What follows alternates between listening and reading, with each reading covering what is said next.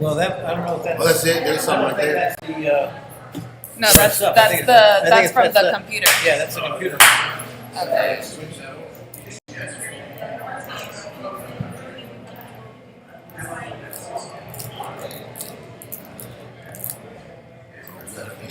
That's something else.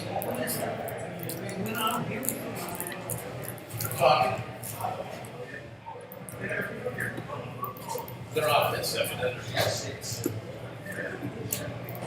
Yeah, but that doesn't look right. That audio. It doesn't. No, it's not. Yeah. Okay, so we need to change the microphone. And guidelines on the protection. Can I, the safe area? Yes. That's all internal and confined. I get it.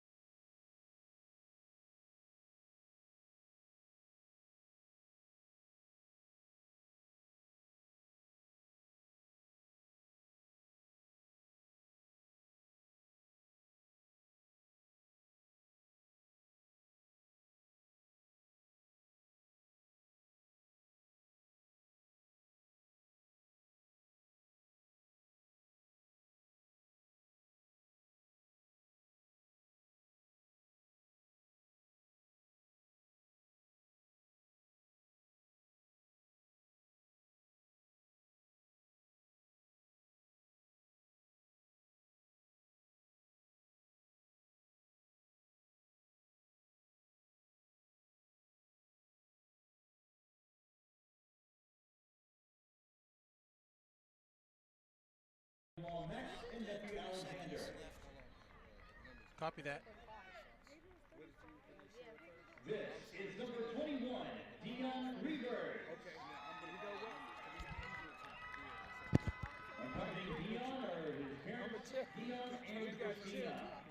It's three of us. And when we do a camera thing, barely it's one, but Here's number 22, Caleb I had Foster. to reset this again because the picture Accompanying Caleb are his parents, Reggie and and Chrissy. his reset didn't work, so I powered it off here, and then all of a sudden, it like that. Next, here's number 26, Jaden Bridges. It could act up, and then if it doesn't work, I turn it off manually and it reset everything because I had picture-in-picture here, but I didn't have it here, and my Zoom was doing this. It wasn't going. Here's number 27, Toby Apollonio. With family. Coming up, number 29, Daniel Franklin.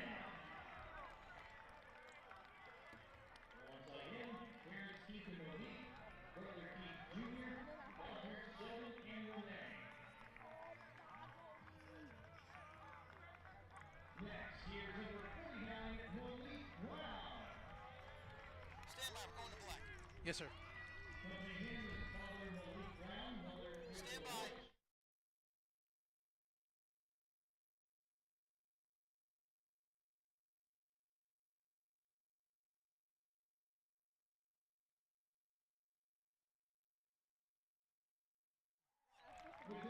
And hello, everybody, and a very good evening and happy Saturday to you. A very cold Saturday here in Long Beach, California. We're at Long Beach City College for another edition of Viking Sports as we present to you the regular season finale of the 2024 season. Tonight, it is sophomore night here at Vet Stadium as the Long Beach City College Vikings take on the Citrus College Owls. Hello again, everybody. I am Edward Rientasso with Sean Quinn, who will join me momentarily. The Vikings are coming off 2 straight losses. A disappointing 41-14 loss last week at Mount Sac, who played Golden West later on tonight. Meanwhile, the Citrus College Owls are coming in at a record of 5-4, just like the Vikings, 3-3 in conference play. Coming off a big victory last week against Orange Coast, 59-19. As you see on the field, it is sophomore night here tonight as we honor the sophomore players from this season as we get set for kickoff here on Viking Sports between the Vikings and the Owls. Vikings look to end the season on a high note. They come in with a record of 5-4, 4-2 in conference play, currently sitting in 3rd place. And meanwhile, the Citrus College Owls coming in at 5-4 with a 3-3 overall record, 1 game behind the Vikings. As the ceremony for sophomore night is coming to an end, you see the players who are being honored tonight with their friends and their families.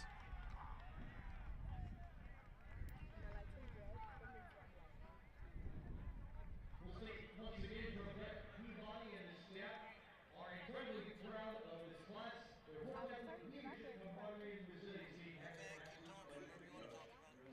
As we get set for kickoff, again, Vikings trying to finish the season strong with their last home game of the season. There is a possibility of a bowl game determining how the Vikings, if they win tonight, possibly a bowl game here at home, or they'll have a bowl game on the road. Meanwhile, Citrus College is also trying to be bowl eligible. With a victory tonight will help their chances. So it's a big game here tonight for 3rd place in the division. Again, it's sophomore night honoring the sophomore players who wore the Viking uniform this season. As we also have the Long Beach City College Band here tonight as they get set for this kickoff. Looking forward to a great game as our partner Sean, who will join me momentarily, who just came up here. And we see the Citrus Owls coming onto the field. Meanwhile, there is looks like a group photo going on there at the 20-yard line. The Vikings players, their friends, and their families. coming out supporting their loved ones on this regular season finale, as we have Sean Quinn coming up on the headset. Sean, let me first say, partner, it's been an honor working for you these last 2 years. We don't know what the future holds for us, but as Peyton Manning said, this might be our last rodeo around, and it's been fun working with you. But what's your thoughts here tonight on sophomore night, also as the Vikings are trying to finish on a high note here on the last game of the season? Thank you, Edward. Yeah, ladies and gentlemen, good evening. I'm sorry I was a few minutes late coming up to the broadcast. We were experiencing, you may notice that I'm a little winded. No worry, all's forgiven, partner. We glad you're were up here, having though. a little technical issue, so I had to run downstairs to our equipment area and fix some things up. But now I'm here and I'm ready to go. I'll catch my breath in just a few minutes. When I get tired, I'll drop it on there. Well, let me take Pardon over me. here really quick. But as I was explaining to our viewers, big game tonight for both teams. The possibility of a bowl game coming up for the Vikings here at home or on the road. Again, the Citrus Owls, again behind them, same overall record. Can't afford to lose a game for these both teams. That is correct. Both these teams go into tonight at 5-4, and I believe you mentioned it already that the Vikings are looking for an opportunity to score themselves a bowl game here to end the season. In speaking with our athletic director, Mr. Cal Stewart, he did tell me that if the Vikings come away with a victory this evening, there is a possibility that based off of PowerPoints is how he described it, in the South Coast Conference, that Long Beach may be awarded the home bowl game. So that would mean that we would get one more broadcast together. And we So here's certainly to hope, hoping. So certainly hope to that we could do one more rodeo or one more round here for both of us. But let me ask you a question, Sean. After 2 straight losses, heartbreaker against Golden West, we had controversy calls on that one we have to bring up. Last week, Mount Sac really outplayed this Vikings team. Very much. What is the morale for this team as they go into this regular season finale? And of course, sophomore night, and 36 of these players are most likely to be playing their final game here at home as a Viking. You know, it is just one of those nights that, as we are going to hopefully, it appears that Citrus College won the coin toss. Citrus has won the toss. Citrus has won the toss and have chose to receive. Citrus will get the ball first. to start Citrus off. won the toss, and they will receive the ball to begin the game. So the Vikings will start out on defense. We've seen this a lot so far this year, as you see Coach Peabody, as always, pacing himself back and forth up that sideline. We In a mentioned mentality this week that with this being the last regular season home game this year, looking to send this Vikings crowd and the Vikings fans home happy after some disappointment, like you said, the past couple of weeks, those disappointing losses and heartbreaking losses to both the Golden West Rustlers and the undefeated Mount Sac Mounties, which I had the pleasure of being at that Mount Sac game. And let me tell you, Mount Sac, that's not a they're that's a not a program school- you don't want to mess with. they are a school whose athletic program has some money. They are undergoing major multi-million-dollar renovations to their athletic facilities, and their football stadium is gorgeous. They have a huge video board that they show the live video feed on. They'll show the replays. They have hype videos with the players. Sounds like you had a fun time out there last week. I mean, I had an opportunity. I actually had an opportunity to go check out Saddleback College last season with SoCal College Sports. Their facility is beautiful as well. They even have a VIP room. Oh, do they? Kind of like they do at Gillette Stadium. I'm like, wow, is this like the New England Patriots of college football? As we see the Vikings wearing their black jerseys, white numbers, and the red decal for tonight's game. The red Viking horns on the helmets for sophomore night. Black and white is the color combination. Eric Zavala for the last time this season to start things off for the Vikings. Here we go. Caught, made, and fumbled at the 1-yard line. Picks it up, runs to his left, gets back to the 10 before being swallowed up by the Vikings and driven down. I like how you say that with authority, driven down. First defensive stop of the game on the opening kickoff. He made first contact at the 1-yard line, muffed it, it went into the end zone. He picked it back up and brought it to the 10. So here comes the Citrus Owls on offense for the first time this evening, led by their freshman quarterback, Jake Dennerson. Dennerson, 6'1", 200, out of Glendora High School, leads his squad out on the field. Look, first down, going for a run. Dennerson will hand off to Jamal Wilson, who will run for a gain of 10. I'm sorry, a gain of 15 on that run for Wilson. First down and more. To the 25 go the Owls. Yeah, and they got off to a good start last week against Orange Coast. They scored 14 points in that first quarter. Here's the snap. Rolling out. Intended for Braden Austin. Could not hang on to it as he went for a diving catch at around midfield, but he could not hang on to it. Austin did a good On job. coverage was Dion Reavers for your Vikings. And Austin did a good job being open. Unfortunately, was not able to make that catch. Snap, quick pass right side. Once again, in and out of the hands of Braden Austin. He could not hold on the quick pass. So it will be a very quick third down on this new set of downs. 3rd and 10 from the 25. And let's see if the Vikings can get off the field right away and get their offense out there. Dennerson in the backfield with Jamal Wilson right behind him. Now, Dennerson will come up closer, almost under center, but will stay in the gun. Now he'll send Wilson out. Dennerson will run through the hole up the middle, unblocked. Ball comes out. Vikings say they have it. Who does? Looks like they do. Vikings football. Vikings football. Head indeed. linesman signals Vikings fumble recovery. Dennerson could not hang on to the ball as he was being brought down at the 43-yard line. And the Vikings have their first defensive takeover on the night.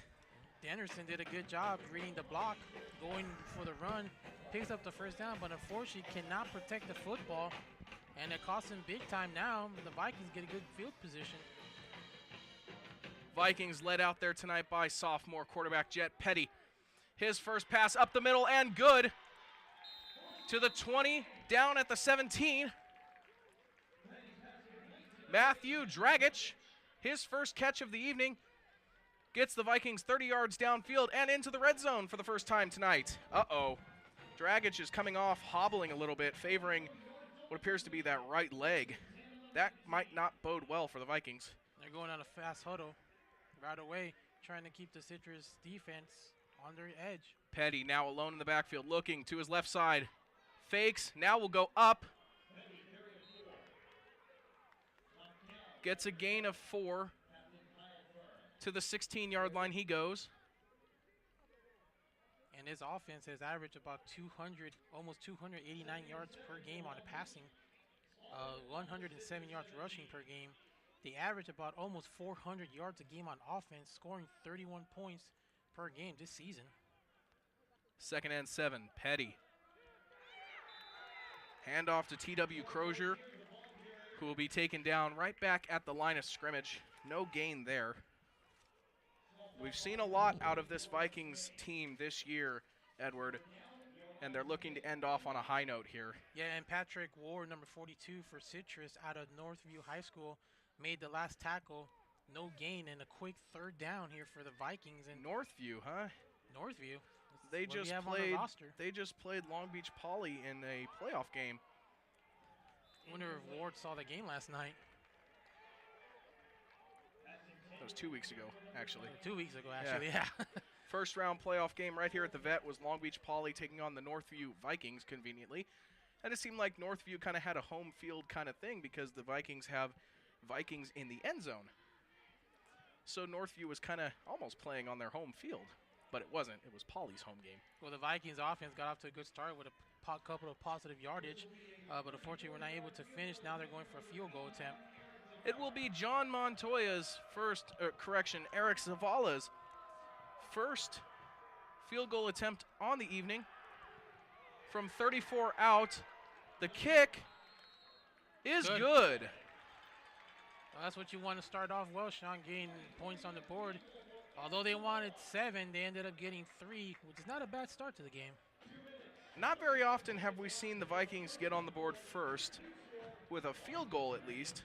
A few weeks back in the homecoming game that was against the last Orange time Coast, they got out the kickoff return. I believe T.W. it was. Crozier with an absolute bomb. No, I'm sorry, that was not the homecoming game. That was week 2 against Bakersfield. I believe so.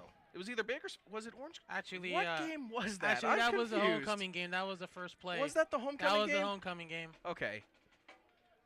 You had it right there. T.W. Crozier had himself that opening kickoff return, and man, oh man, that's one of his highlights of his sophomore year is that opening kickoff return. That was I believe it was a 100-yard return. Back deep 102, for 103. Citrus. Salvador Morales. Eric Savala's kick will sail into the end zone. Another muffed touch. Falling in the end zone, and smartly, he will take a knee for a touchback and bring the ball back out to the 25. We mentioned Jake Dennerson, who is the starting quarterback for the Owls this season. He's passing 54% completion, 721 passing yards, 9 touchdowns to 1 interception. Pretty impressive when you don't turn the ball over. Only one interception all season for Dennerson? That is pretty good. You don't see it often, quarterback with 1 interception, unless it's Tom Brady in the National Football League. Okay. You really like making those NFL references. Well, they do start off somewhere, right? It's like there's a stoppage of play. We have a delay of game. Delay of game. Offense. 5-yard penalty. Replay. First down. Looks like the Owls were taking too long getting the play out there. Unfortunately, it cost them 5 yards. Citrus takes too long to set up their play. And it cost, like you said, it cost them 5 yards. So it's now 1st and 15. They have 2 running backs in the backfield. Dennerson pass tipped in the air, and it will fall incomplete. Well, the Vikings defense were able to see that pass with a tip, not buying the play action or the fake handoff. Now it's a 2nd down and 15. Vikings got them where they want them right now this early. 2nd and 15 from the 20-yard line. Dennerson, snap, left side, quick throw to Wilson, who will catch and run for a gain of only 2 yards. The pass was in the backfield, and Wilson was able to go forward for only 2 yards, sets up a 3rd and 13 from their own 22-yard line. Jamal Wilson's the freshman running back. He is a leader of this team in rushing, 822 rushing yards and 9 touchdowns. He's also 4th. And now Citrus is going to get called for a false start. False start. Offense. Number 60. 5-yard penalty. Replay. 3rd down. No, you want to move the ball downfield, but it doesn't help They're going when the you're wrong moving way. the opposite side of where you're supposed to go. And again, for the 2nd time in this drive, another 5-yard penalty. And it's going to make it difficult for them. Now it's a 3rd and 13. Looks like they need the... Sam Silva is the guilty party for the Owls getting called for the false start. They need the 35 for a 1st down. Dennerson will throw long ways down the field. Intended for number 19, Eric Size. That was a good job on the coverage by the Vikings receivers. Man Vikings coverage defenders. Cameron Blanton on the coverage for your Vikings. Cameron Blanton. And for the first time this evening, the Owls are forced to punt it away on 4th down. Good start early for your Vikings defense. Here is the punt. It will go to the 46-yard line, where Matthew Dragic will call for the fair catch. Well, Sean, they came out last possession, moved down the field, but were stopped and held to a field goal. Wonder if they made the necessary adjustments to come out this time and try to get 7 on the board. Would be a good way to start if you can go out there and in your first 2 possessions score some points, either offensively or defensively.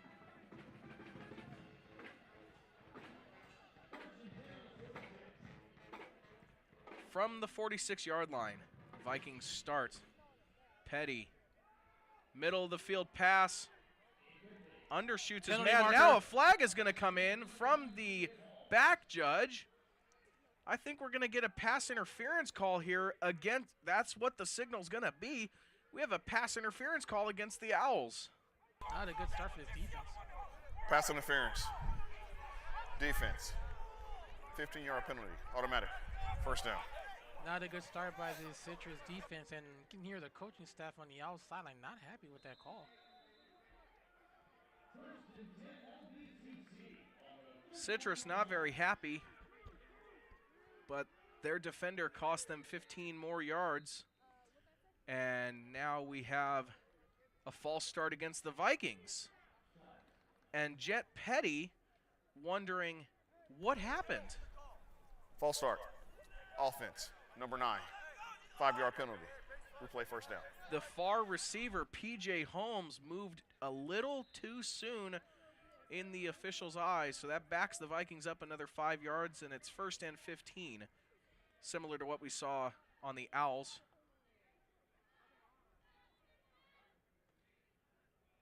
Petty, left side throw, complete to T.W. Crozier. He will get to the 36-yard line for a gain of a positive yardage, 3 yards. Well, partner, we talk about Jet Petty. He's had a great season this year with the Vikings. He's passing for 2,000, almost 2,100 yards. He's almost a 60% complete ratio, 19 touchdowns to 4 interceptions. Handoff, right side, flag comes in.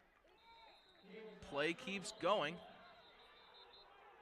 They're calling that a fumble? They're saying fumble, but the officials are saying no, that his forward progress was stopped. But we do have a flag down that came in from the umpire. Holding. Offense, number 76. 10-yard penalty. Replay, second down. A holding call against the Vikings will back them up another 10 yards. So that's going to make it 2nd down and 17. It was Josiah Patai, the guilty party for the Vikings, getting called for the hold. How about Khalif Foster in that last run? It took about 5 Owls to take him down. Petty, pressure in his face, and down he goes. My goodness, what a hit by the Owls defender. Right through the middle of the offensive line, untouched, and he gets right to Jet Petty. And that's looks like Kyle Firm, number 7, the linebacker. As we take a look at their replay right here, Petty just did not see that coming. All he can do was just pretty much cover up because the big hit came and there it got him. Firm went right up the middle, untouched. Petty, quick pass to Foster. Catch and carry for a run of 16 yards. So it is now 3rd and 15.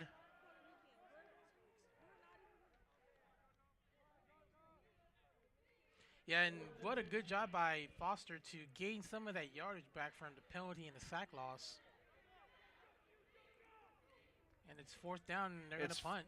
Okay, it's 4th down. Thought it was 3rd down. 4th and 15. The down box had the wrong down. I'm sorry. 4th and 15. John Montoya will punt it straight up into the air. It's not going to go very far.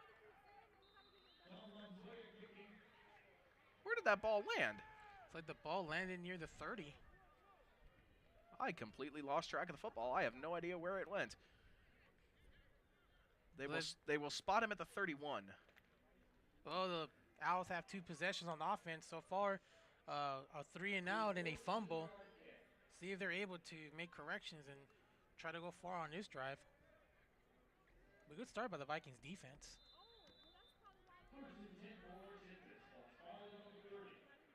Not sure if the wind affected that punt. It is starting to get, the air is starting to pick up a little bit here at the Vet Stadium. Dennerson, snap, handoff to Wilson. Wilson will get a gain of 1 before being pushed back.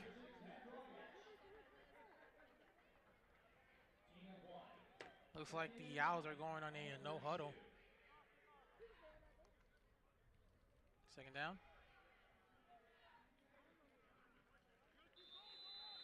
Short gain on that play. Bring up 3rd down for the Owls offense.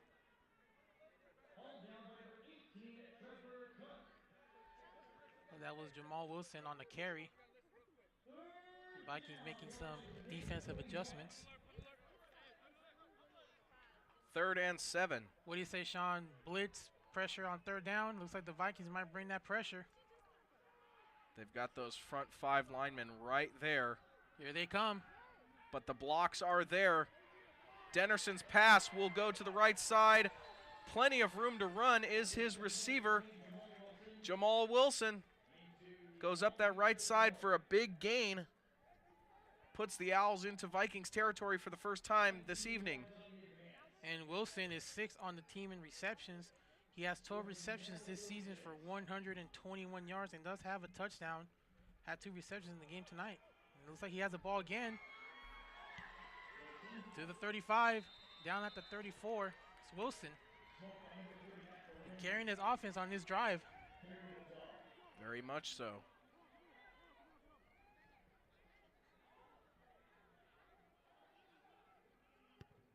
The Vikings again making adjustments on defense.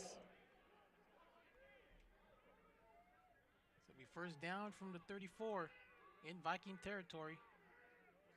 Citrus trying to get to the red zone. Dennerson's pass complete on the right side.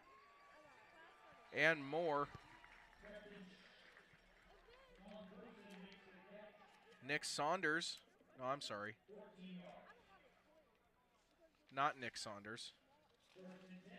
Well, that's Sean Pearson, the tight end number 87, was the one that made that reception. Thank you. Sean Person, number 87, wearing Travis Kelce's number. I was wondering when we were going to say that. Catch made.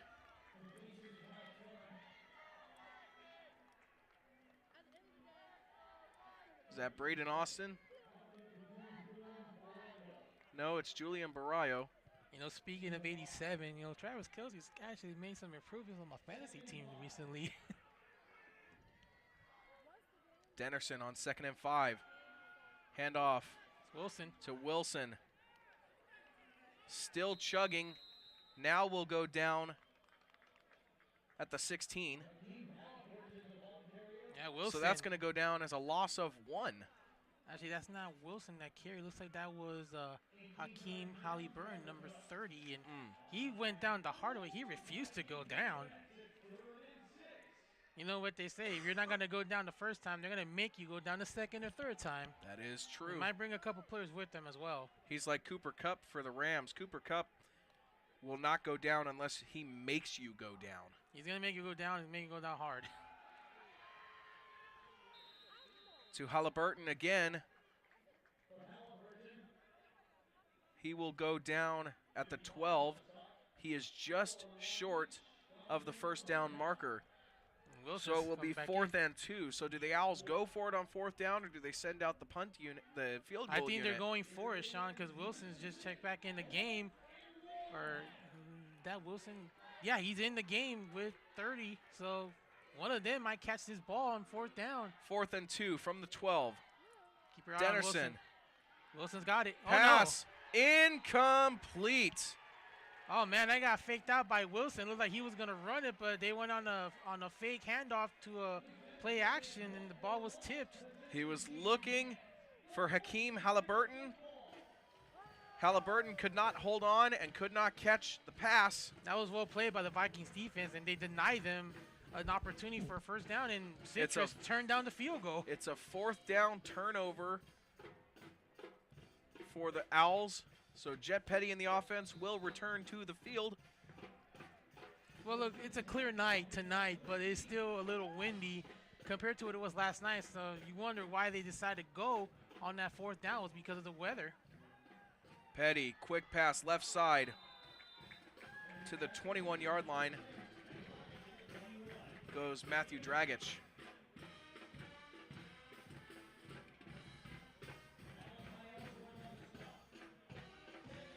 Second and 2.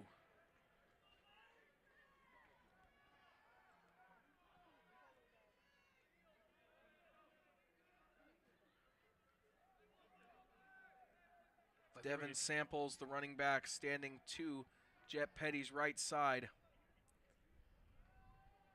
Snap looking left side, deep downfield. Flag comes in. There is a lot of contact. A lot of contact from both defenders. That's going to be another pass interference and give the Vikings another first down. And it looked like he threw into double coverage. It was 2-on-1. Not sure what Petty was looking at. That was double coverage. Defensive pass interference, number 21. 15-yard penalty, automatic, first down. Well, in any event, it draws the penalty, and the Vikings get a fresh set of downs with a free yardage, 15 yards. Is that the first down? Is that the 5th penalty on defense for the Owls already? I think it was about the 6th or 7th penalty in the first quarter overall. Like Edward said, it's a beautiful night this evening here in Long Beach, and we just looked off to our left side, and we are seeing a supermoon begin to emerge from behind the hills. My, oh my, that's a thing of beauty out there. It is, and meanwhile, Petty is sacked at the 36. That's going to be spotted at the 31. Not a cloud in the sky.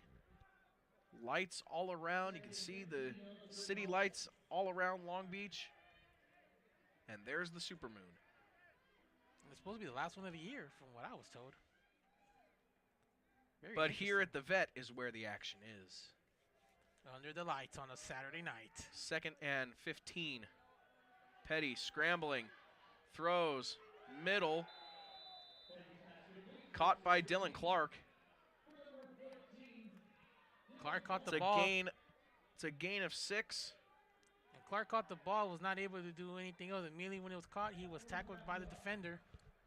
Sets up a 3rd and 9. Vikings need to capitalize and get a new set of downs here if they want to keep this drive alive.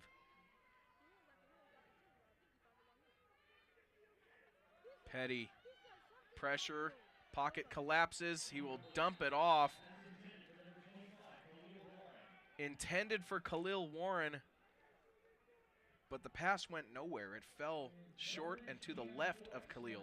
Well, as we saw, not sure what Jet was looking at there. Looks like there was pressure coming, but I was going to say, just like 2 weeks ago against the Rustlers, Vikings unable to take advantage of penalties or turnovers. And again, they're going to punt for the 2nd drive in a row. So John Montoya will need to punt it away for the Vikings once again. Back deep to receive for Citrus, Joseph Enriquez. Look at that bounce. That ball is going to take a Viking roll all the way to the 18-yard line.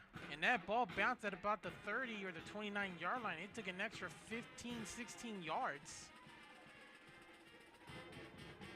One of the coaching staff from the Vikings, not sure if he saw something different.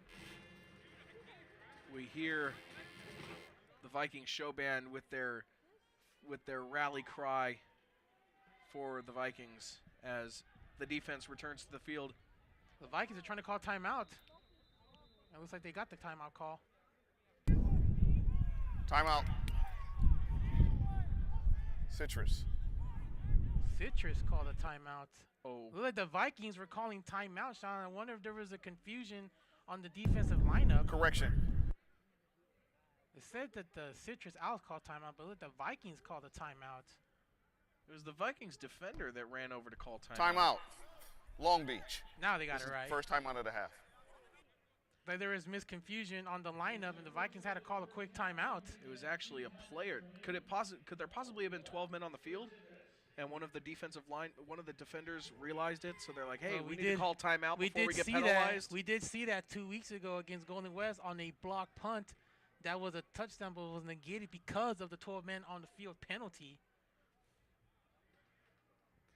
It was Caleb Sells 2 weeks ago that had his block punt return for 20 yards or so on that block punt, but Sells' return was nullified by the defensive penalty for 12 men on the field for the Vikings.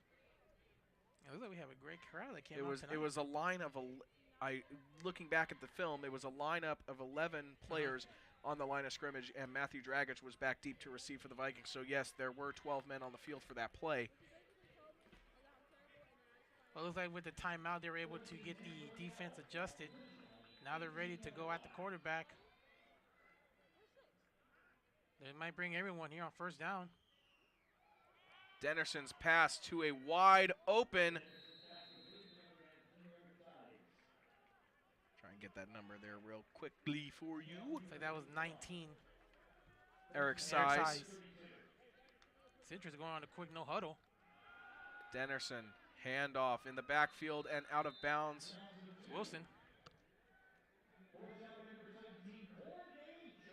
Corday Jones on the stop for your Vikings. Jamal Wilson with the catch and run. Loss of 2. Back to the 30. 2:25 and rolling here in the first quarter. Vikings up 3-0 after a opening drive field goal. Dennison will just forward shovel his pass to Sean Person, who made the catch and ran for.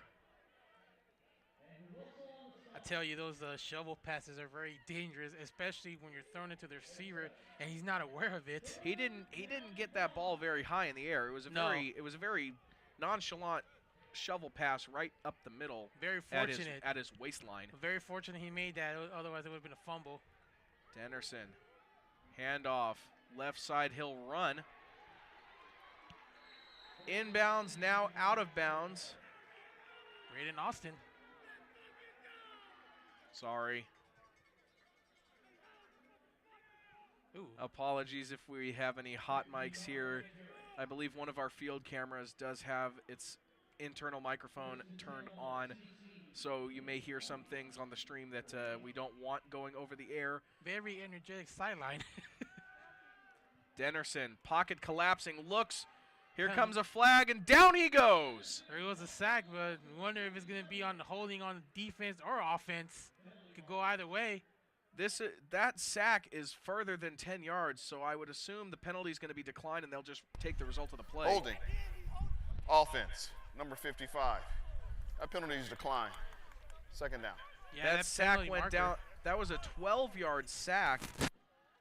The holding call was against Malikio Campos for the Owls. And that penalty marker was thrown at the time Dennerson was running for his life. We reached the final minute of the first quarter. Very quick pace first quarter. Dennerson, handoff. Spinning tackles, continues to spin, now down at the opposite 45. Is there a fumble on Ball the field? comes out again. Vikings say they have it, and they do. Fumble. For the second time, Wilson fumbles. The Vikings get it back. Donovan Turner with the defensive fumble recovery for the second time in the first quarter. Referees are having a conference. They may overturn this. Was he down by contact before the ball came out? Some of the out players are saying that the running back was down. That is probably what they're talking about, whether or not the runner was down by contact before the ball came loose. Because by rule, the ground cannot force a fumble. Well, let's see if the official might change this. He might make a call. Is he going to? Looks like he's going to walk over and explain it first to the Citrus coaches before announcing it to the crowd. Some of the Citrus players were saying no, he was down. That the ground did cause a fumble. Our referee. Yes, we have a replay. Was he down, or did the ground cause the fumble? Watch the knees. That one is. Oh, that move at the end, man. Where does the ball come out? Can't really tell from that angle. He's not down yet. And looks like that ball was already on the ground, or has it been? It's possible that the ball came out after the hit, but there's too many. There are too many players in the field of view. Well, that last move by Wilson may have caused that fumble.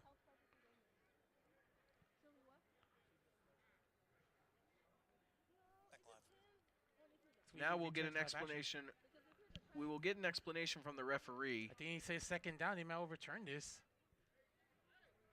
He signaled second down. It looks like they did overturn this, Edward. It is going to be second down. Looks like the Citrus offense is getting back out on the field, so they did overturn it. Hold on. Yeah, Henderson's back on the field. They went back to the 40-yard line. Did they rule that an incomplete pass? Well, the clock is still running, though. I don't get what happened there. Okay. Unless they ruled it a loss.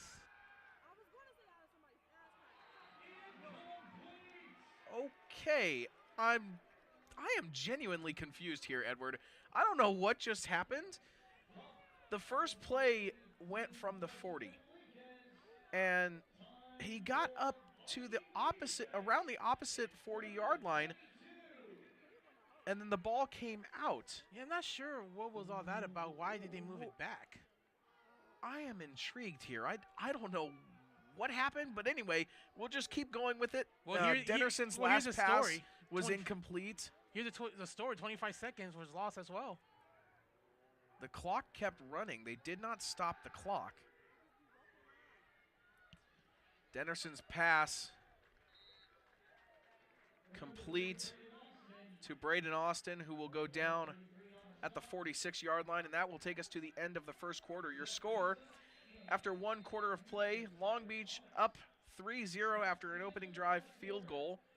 Thus far, it's been good defense on both sides from Long Beach and Citrus. Good defense, but penalties in that first quarter as well.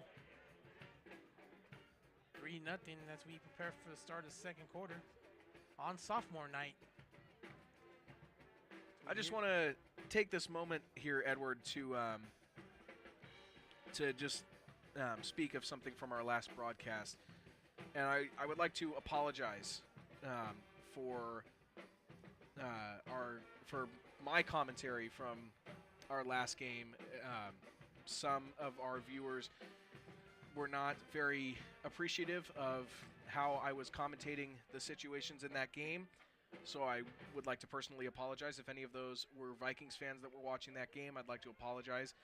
And I'm doing my best here today, along with you, Edward. We're doing our best here in this game to wrap up the 2024 season. Well, it's a tough sport, an emotional sport. I mean, sometimes emotions do get wild. We've seen it even in the professional levels as well. So we understand, and thank you so much for apologizing for that. Very, very awesome.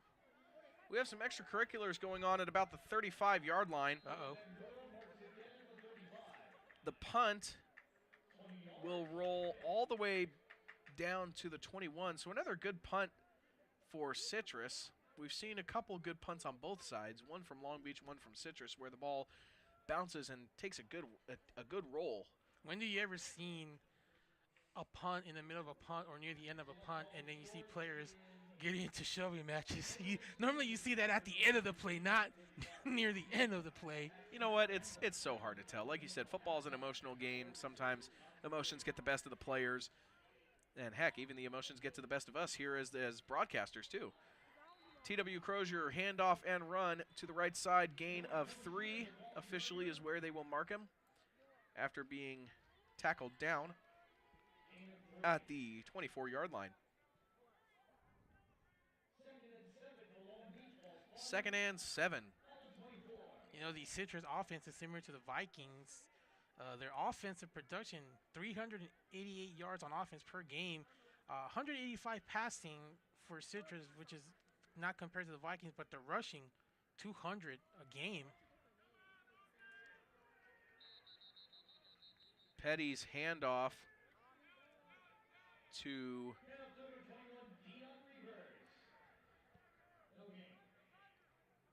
And I'm very Dion Reavers? And I'm very surprised. Or is that Caleb Foster? I Looks think like that was Foster. Caleb That was Foster. Our PA announcer today called it as Dion Reavers, but I believe it was actually Caleb Foster on the run. No gain, back to the line of scrimmage, 3rd and 7. Petty snap looking right side. He will throw deep down the field. A lot of contact. No foul this time.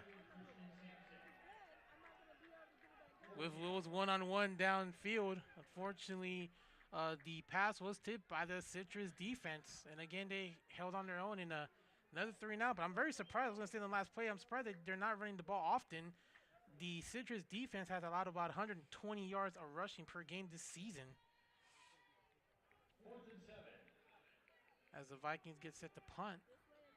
John Montoya from the 15-yard line will punt it away. It's a very interesting squib kick that once again will take another Viking roll of about 20 yards after landing and will now be marked.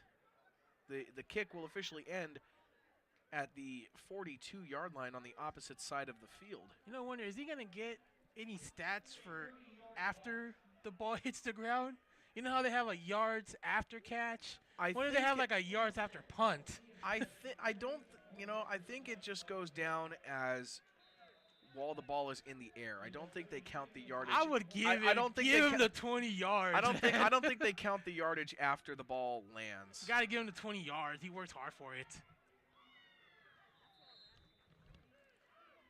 The handoff to Hakeem Halliburton for a gain of 5, sorry. 2nd and 5. Hurry up offense again. Dennerson, his handoff. I think that's Halliburton again. To Halliburton, and he was able to squeeze himself out of the Viking defenders and get a first down. Very impressive run. To the 45-yard line of the Vikings. And Halliburton is listed at 6 feet, 210 pounds. Out of there we go again. Halliburton on a quick handoff. This time he'll go down in the backfield for a loss of 2, maybe 1. Officially a loss of 1. 2nd and 11.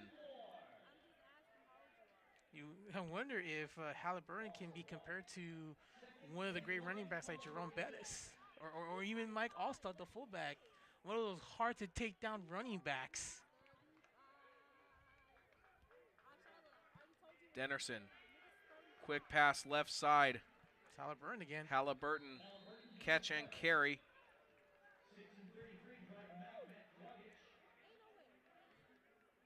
Could be the tail of the running game when it comes to Citrus offense. Mostly the running backs are almost the ones that are catching the ball running with it.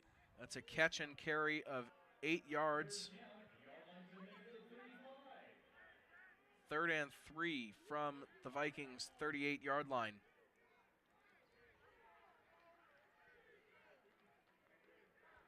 Dennerson, snap, right side, he'll try to run it himself. Down he goes! Austin King, your freshman defensive back from Long Beach Poly, with the sack in the backfield for a huge loss. Defense very, very energetic tonight, playing very well in this first half. That's a loss of 8. No, I'm sorry. A loss of 5. Again, on that sack. Another 3 and out by the Vikings defense. Kick is up. It will land at the 22, and this time it won't bounce very far. It will only bounce back a few yards to the 19-yard line, so that is where the Vikings will begin their next possession. With just under 11 minutes left in the first half, here come the Vikings. Here comes Jed Petty. And how about some stats from the first half so far, Sean? Looking at Citrus, they've got 7 first downs, 3 from passing, 4 from rushing. They have 133 total yards, but yet they still haven't scored. Compared to the Vikings, 50 yards on total offense, and they have 3 points. The Vikings have only had 1 shutout this season, and that was against East LA a few weeks back, where the Vikings won that game 64-0. Yeah, you were at that game. I was.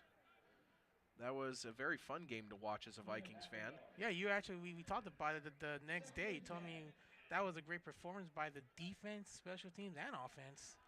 Offensively, it was not the best game, though. The best game so far offensively has been the double overtime victory against rival Cerritos, where the offense threw for over 500 yards in that game. Jed Petty had a great month of October as well. Petty, his right side pass is caught. And Petty's done a great job this season, Sean, with his passing. Not that many turnovers, only has 4 interceptions, but has 19 touchdowns. Shows he can reach his receivers downfield. He can throw it down there deep when he needs to, and he can take control of the game if he needs to fall the shoulders on his shoulders. Kyle Brown was the Viking receiver. He gets to the 30-yard line. Good for a first down. Petty's next play is a handoff to Caleb Foster. He'll go up the middle for a gain of 3, setting up a 2nd and 7 at the 33-yard line.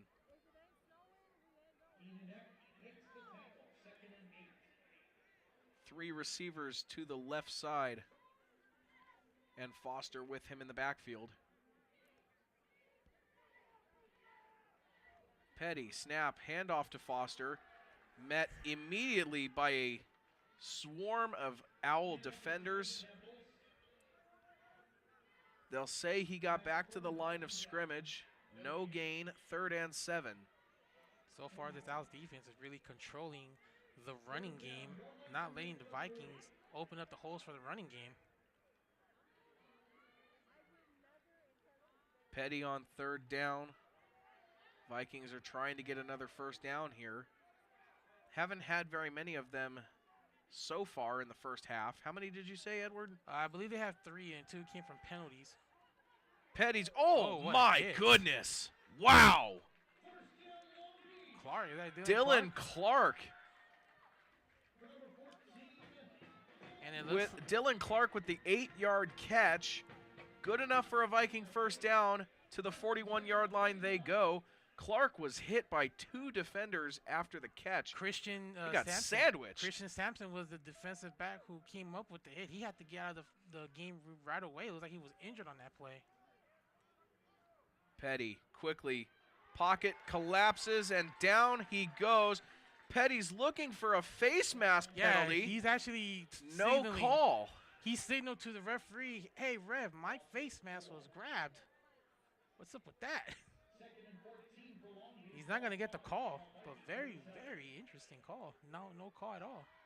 And we've seen some of those this season as well. You have the umpire and the referee about 20 yards back from the line of scrimmage. So it's hard for them to see those sorts of plays. Petty will look wide open. Oh, my goodness. P.J. Holmes was wide open, left wide open on that left side, but he could not reel in Petty's pass. That would have been an easy catch and score. Vikings would have been up 10-0 on that play. And it looks like the Owls defenders were confused because he was wide open by himself. Unfortunately, he was not able to make the We didn't even see No, it. he didn't. He just came open. We didn't see that. Petty now throws once again. That was for PJ again. This time he was not able to complete the grab. 2 targets in a row for PJ Holmes. Both of them he could not hang on. Well, I mean, the first pass when he was wide open, it was like he was about a couple yards behind. I think Petty may have overthrown it by about 3 yards. Still have not seen any touchdown from either side. 3-0 your score. 7.5 left in the first half of this game. John Montoya will kick it away.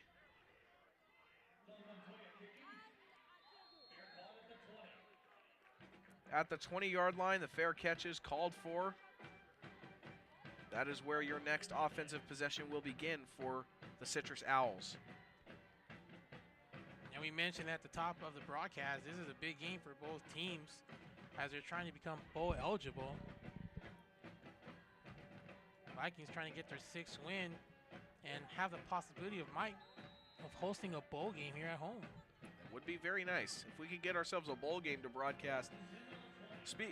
When I spoke with the athletic director about it yesterday, he had mentioned as Denderson's pass to the left side is caught, flag comes in from the field judge downfield.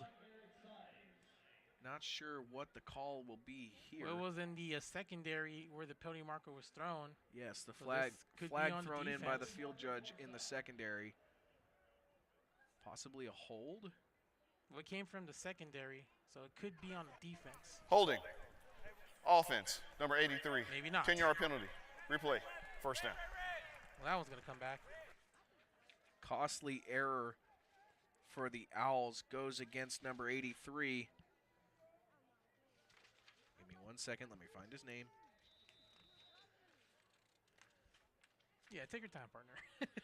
Ridge Chrislieb, sophomore wide receiver, gets called for the hold on that last play. Tough spot for the Owls. Near Backs him their up goal 10 line. yards. We may want to protect the ball here. 1st and 20 from the 2. Denderson will roll. Pressure in his face. Fumble. Ball comes out.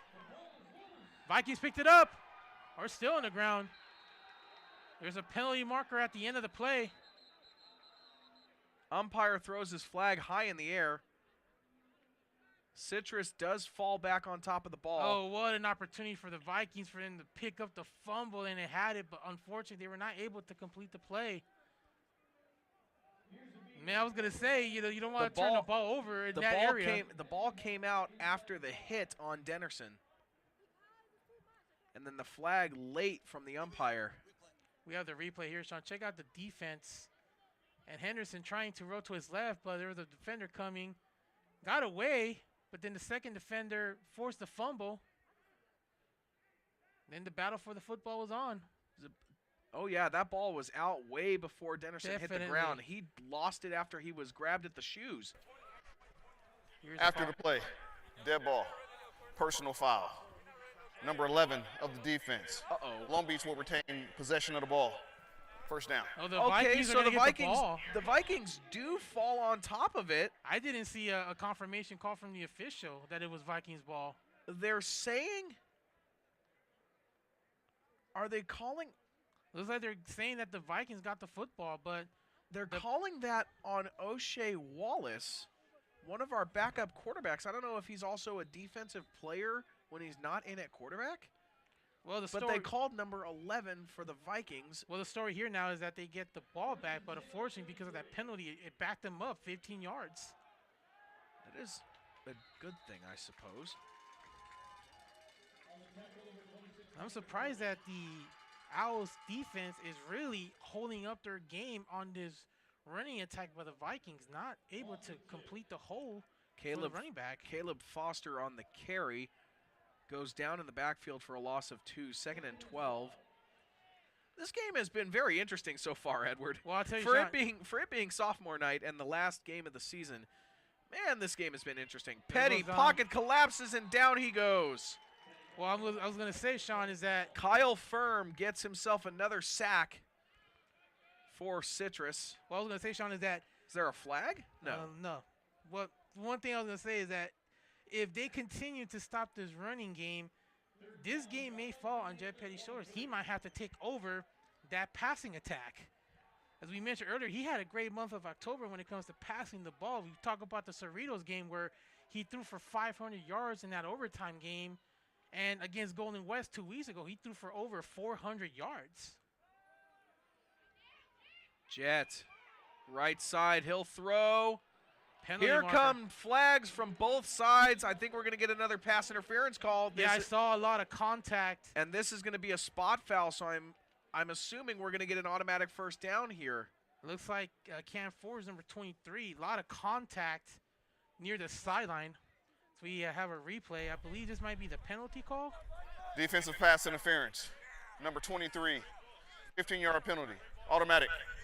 First down. Oh, yeah, that's the right call. You see 23 with contact with the Vikings defender all the way to the sideline, not giving him a chance to try to make a play. A lot of contact at the end, and good call by the referee. Now, first down for the Vikings. Vikings are gifted a first down on that penalty. I tell you, they've been given first downs from these freebies, penalty committed by the Owls, but they haven't been able to take advantage of the opportunities. They've only been in the red zone one time tonight. And that was at the beginning of the game. And that's when we saw the 33-yard field goal from the Vikings. Petty's next play from scrimmage. Pass to Caleb Foster. He'll be brought down for a gain of 2 at the 26. Coming up on 5 minutes, Vikings have 2 timeouts. Citrus still have all their 3 timeouts. And I believe the Vikings will get the ball to start the second half? They do. That's the correct. Vikings do get the ball back to start the second half. Petty got away. Spins a tackle looking end zone. Oh, I don't think he got it in time. T.W. Crozier caught the ball, but not in time. He is out of bounds before the catch. Good catch from T.W., but he was not able to stay in bounds before gaining possession. And good job by Petty getting away from the pressure. Able to at least keep the play alive. Well, you wonder here, Sean, will they go for a field goal if it's incomplete on this down? Depending if they don't lose any more yardage. Well, you're at about from where the field goal would be. As Petty will look. He had it open. Once again to T.W. Crozier. He'll look, but it falls incomplete once again. Here comes the field goal unit for the Vikings to attempt the second field goal of the night. This will be a 43-yard field goal attempt for Eric Savala.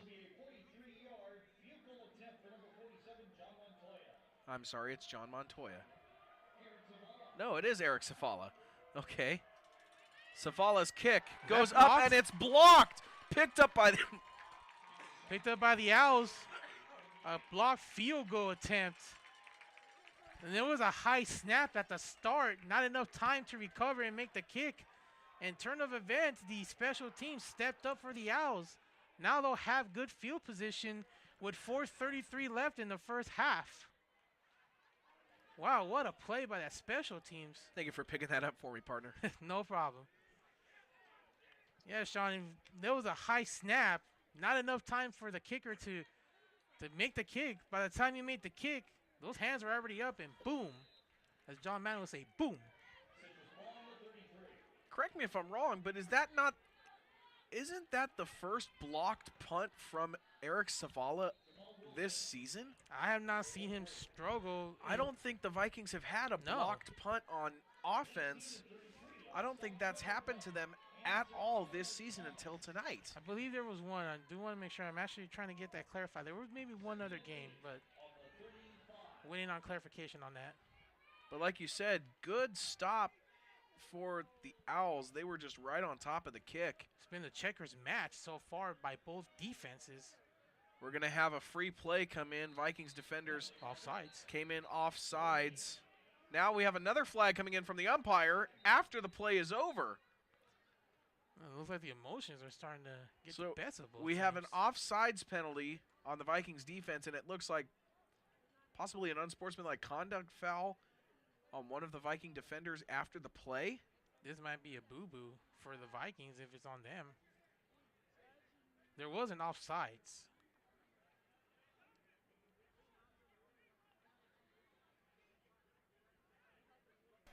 There are 2 fouls on the play, both by the defense. Encroachment, number 10, lined up in the neutral zone. Personal foul, number 58 of the defense. 15-yard penalty, automatic, first down. And that's what we like to say. So it's not extremely painful. It's not an unsportsmanlike conduct. It's a personal foul on Mario Rivas. But the story here is now 15 yards, a fresh set of downs. As I said, that's what they're actually gonna go 20 here, Edward. They're gonna take both penalties. And that's what we like to call painful. So that gives at the 45-yard line of the Vikings. Denderson's handoff, middle of the field and swallowed up, nowhere to go. Here we go again. Halliburton on the carry once again. A loss of 2. Saw 4 Viking defenders jump on that play. You see both teams making adjustments.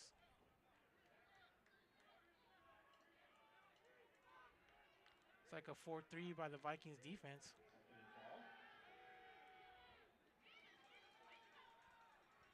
Screen pass. So they're going to rule him out about the 39, 38-yard line. Julian Barrio on the catch and run. We'll get a gain of 6. Gain of 7. Third down and short. Ooh, is this going to be a close one or? Just short of the line to gain is Jamal Wilson. It'll be 4th and 1. Looks like that offense is staying out on that field. Owls offense will stay on the field and go for it on 4th down. We saw it already once before this evening that on 4th down, the Vikings defenders. Now you wonder if they're going to try to draw off sides or let this drag down to that 2-minute timeout. Watch the ball, guys. Bad snap. No, fake snap to the running back. It was a direct snap to Jamal Wilson. Jamal Wilson took the direct snap and he ran. Good roll acting by Henderson. Made it look like it was a high snap, but was sent to the running back as we hit the 2-minute timeout. This is the 2-minute timeout. The 2-minute timeout has been reached here in the first half. Still 3-0 your score. So what we can say defensively on both sides, man, Edward, this has been one of the best defensive games so far we've seen all season. The fact that this is a 3-0 ball game with just a field goal is the only offensive score of the game to the Vikings. No offensive score for Citrus yet, and we're already 28 minutes into this game. Well, one thing I give credit for the Vikings defense is they're stepping up when it counts the most. We saw it on the last possession, the fumble. They denied them even 3 points. But the one thing I'm actually looking for in the offensive production for the Vikings is how they're going to run the ball. You don't want to make this a one-dimensional where you got to put the ball in Jet Petty's hands, have him throw maybe almost 40, 50 times. If they can run the ball and keep the time of possession, it could tire out the Citrus defense because right now that defense is doing a good job against the run. So it's very interesting to see what they'll do the next time they get the ball. But for the Vikings defense, they have to continue to attack. New set of downs for the Owls from the Vikings 31-yard line. Denderson, snap, handoff, middle of the field. He'll run for a gain of 2. Apologies for the video interruptions if the screen continues to go black and then back to the live feed. Our apologies for that. Still having some technical difficulties this evening. Okay, it is only, I've just been told it's actually only our monitor up here in the broadcast booth, so you guys are just fine on the broadcast. Denderson's next snap. Pocket collapses. He will run with a wide open hole. Here comes 2 flags now on that far side of the field. The field judge on that side throws both. Timeout. Throws, Citrus. Throws both his flags. It's their first of this first half. They have 2 remaining, 2 timeouts. It's good enough for a Citrus first down, but will we see a defensive penalty for the Vikings go half the distance and put Citrus in scoring territory? They're already in scoring territory. Well, They've if you're the Vikings, they've reached the red zone for the first time this evening. Well, if you're the Vikings, that's the last thing you want There is to no happen. flag on the play. Oh, no There's penalty. no penalty on the play. And that's very fortunate and fortunate for the Vikings, because I was going to say, that's the last thing you want is to give them penalty yardage to get into the end zone. But good job by Henderson getting away from the pressure. Escapes one tackler. Got passed by another. Well, got passed by a little bit, but picked up an extra couple yards after. So we go back to live action. Citrus taking their first time out of the first half. So they will set up in the red zone for the first time this evening. 1st and 10 from the 20 after a run from their quarterback, Jake Denderson. Can you get the yardage on that play there, Edward? How far he ran there? It looked maybe about 10 or so yards on the run.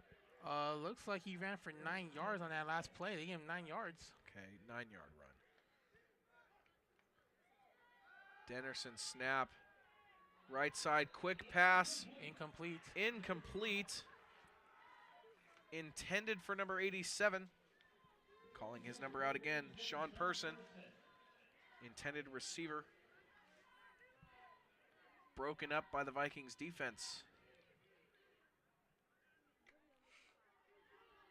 Very interesting to see what they'll run with 1:13 left. They still have 2 timeouts. Wonder if they're going to continue with that aggressive running or try to throw the ball into the end zone. Denderson. Handoff to Jamal Wilson. Spinning tackles. Now goes down. Just short of the first down marker. Cordell Shields with the stop for your Vikings. Down at the timeout. Citrus. This is their second timeout of the half. Down at the 13-yard line was Jamal Wilson. Sorry, 12-yard line. So that'll be a 2nd and 2 with 58 seconds remaining. Citrus looking to get in the end zone for the first time in this game before the end of the half. Edward, do you think they can do it? With the running game they have right now, it could be a possibility. Jamal Wilson right now has 11 carries for 46 yards, so he's averaging about 4.2 yards a carry. Meanwhile, Jake Denderson is 5 carries, 16 yards, so he's actually using his legs to help move the chains. And so far on the passing, he's 9 of 16 for 77 yards and a fumble earlier in the game. 2 fumbles. 2 fumbles. Actually, I'm sorry. No, you're right. Denderson. Actually, he's got 2 fumbles. Yeah. Does he have 2? The stat sheet has him as 2 fumbles. He has Okay. 2 fumbles. Because I know we saw the one that was also a penalty on the Vikings on the north side of the field, and then there was the one from earlier in the first quarter. And this is going to be the 11th play of the drive. Long drive possession by the Owls tonight. 3rd and 2. Denderson pass, good enough for a first down to Jamal Wilson. And now he will be tackled out of bounds inside the 10-yard line, so it's going to be 1st and goal. And that was very smart by Wilson to get out of bounds, save that timeout. Even though there's 51 seconds left, still a little bit plenty of time, but you always want to keep that last timeout. From the 6-yard line, 1st and goal. Owls are threatening. Vikings get the ball to start the second half. Denderson, snap, running to the right side, looking back of the end zone. It's caught.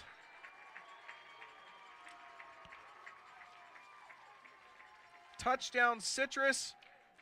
Ridge Chrislieb gets the touchdown, and Citrus finally almost a full half in. Citrus on the board after a late first half touchdown. That's his Dennis's 9th touchdown pass of the season, but that was a long possession by the Owls. The Vikings defense looked pretty tired out there near the last couple plays. That was a 12-play, 67-yard drive, as the field goal attempt is good. Ruben Jimenez's extra point is up and good. Now was almost 5 minutes. 7-3 is your final, or not final, I'm sorry.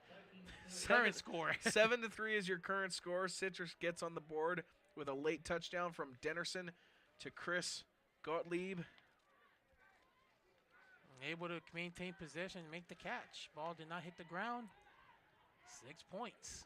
So we get back to live action. Ridge Chrislieb, I'm sorry. I'm bad with names, man.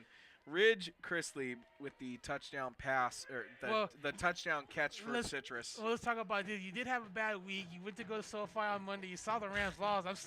I'm sure that's still on the back of your mind. Okay. We talked about it when I got here earlier. Well, that's the NFL. This is junior college football, SCFA Week 10. I was very jealous that you sat near, was it near the front? We were in the 300 section, but the advantage there was that we were the only two in that row. There were 2 seats right by the wall, and those were our seats. And you had a Dolphin fan next to you. We were the only two there. You had a Dolphin fan next to you. That's what you said. Oh, look at this. Oh my! Here we go. Oh. Nice return. That Matthew Berengi? Our announcer says Steele Leboucher was the runner, but I believe it was actually Matthew Berengi. But nice return to the 38-yard line. The Vikings have 2 timeouts. It gives them an opportunity to at least try to get a field goal. You got the best man on the field, which is number 8, to make that happen. Jet, plenty of time to throw. Calls for it. Out of bounds. His intended receiver, Khalil Warren.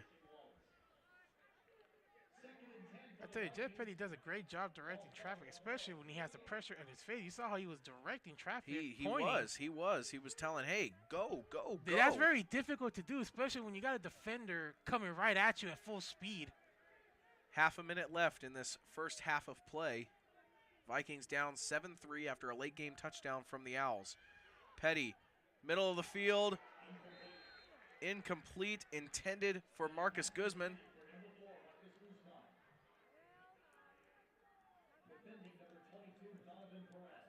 Donovan Perez on coverage for the Owls. Oh, it was back-to-back 3rd and 10, line to gain is the 48-yard line. It was back-to-back incompletions by the Vikings receivers. Got to catch the ball in times like this when you're trying to get points before the half. Very crucial. Petty, here comes the rush. He will just air it out downfield. Nowhere to go. Nobody even near the area to catch Petty's throw. I was actually looking at the officials if they were going to call that intentional grounding, because Petty just threw that one away, and there was no receiver in the area. He was well outside the tackle box. Very fortunate. That would have been, a loss of down and a 10-second rundown, I believe. Could it also be the weather? We know that it's been a little windy. Well, the wind has come and We've mentioned gone. it earlier. It's been a little windy today. It's been windy all week, pretty much. There's also a little bit of a chill. It's currently 57 degrees here in the city of Long Beach. That chill's been going on all day, too, by the way. John Montoya's punt is going to take another fantastic roll all the way down to the 12-yard line with 4 seconds remaining here in the first half. I don't think Citrus tries to run a play here. No, I believe they're comfortable with a 4-point lead. Take a knee, go into the locker room. They also will need to make some adjustments because of the defensive battle between both teams. let's see what they're able to do coming out to start the second half. And the Vikings will start the second half, so Coach Brett Peabody will have an opportunity to communicate with his offense to come up with a different strategy to combat this Citrus defense who's held them scoreless in the second quarter. Jake Dennerson will just take a knee, and that will end the first half. Your score after the first half of this final home game, Citrus leads 7-3 after scoring a late touchdown. Stick around, we've got halftime. Stay tuned.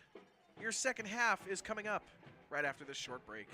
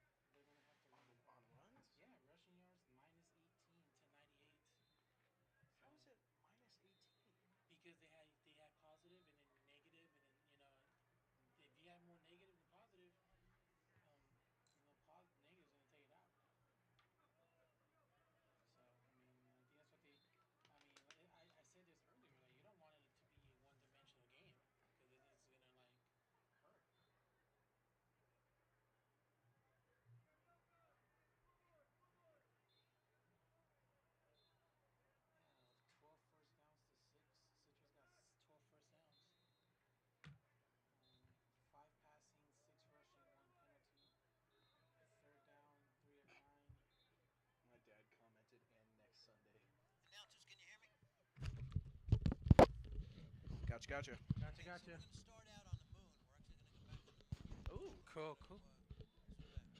Awesome. Minions. Tonight we. Show you what it looks like just very shortly. Awesome. Okay, that's what we're gonna start on.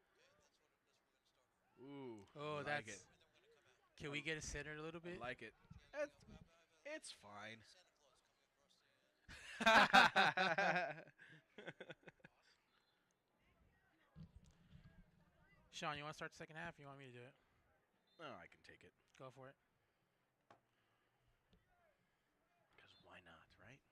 Yeah, why not?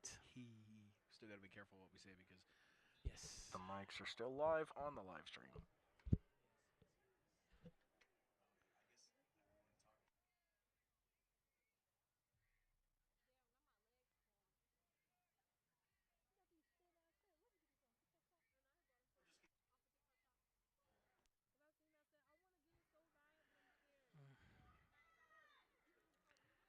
Let's see. Let's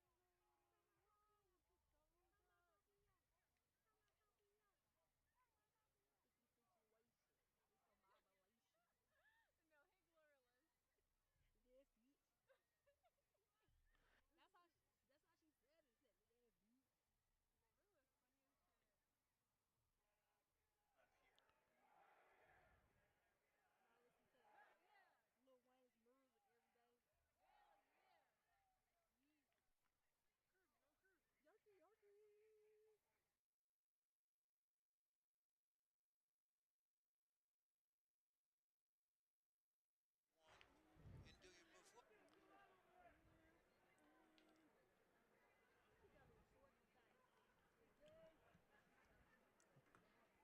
Welcome back Hello, guys. to Vikings Sports.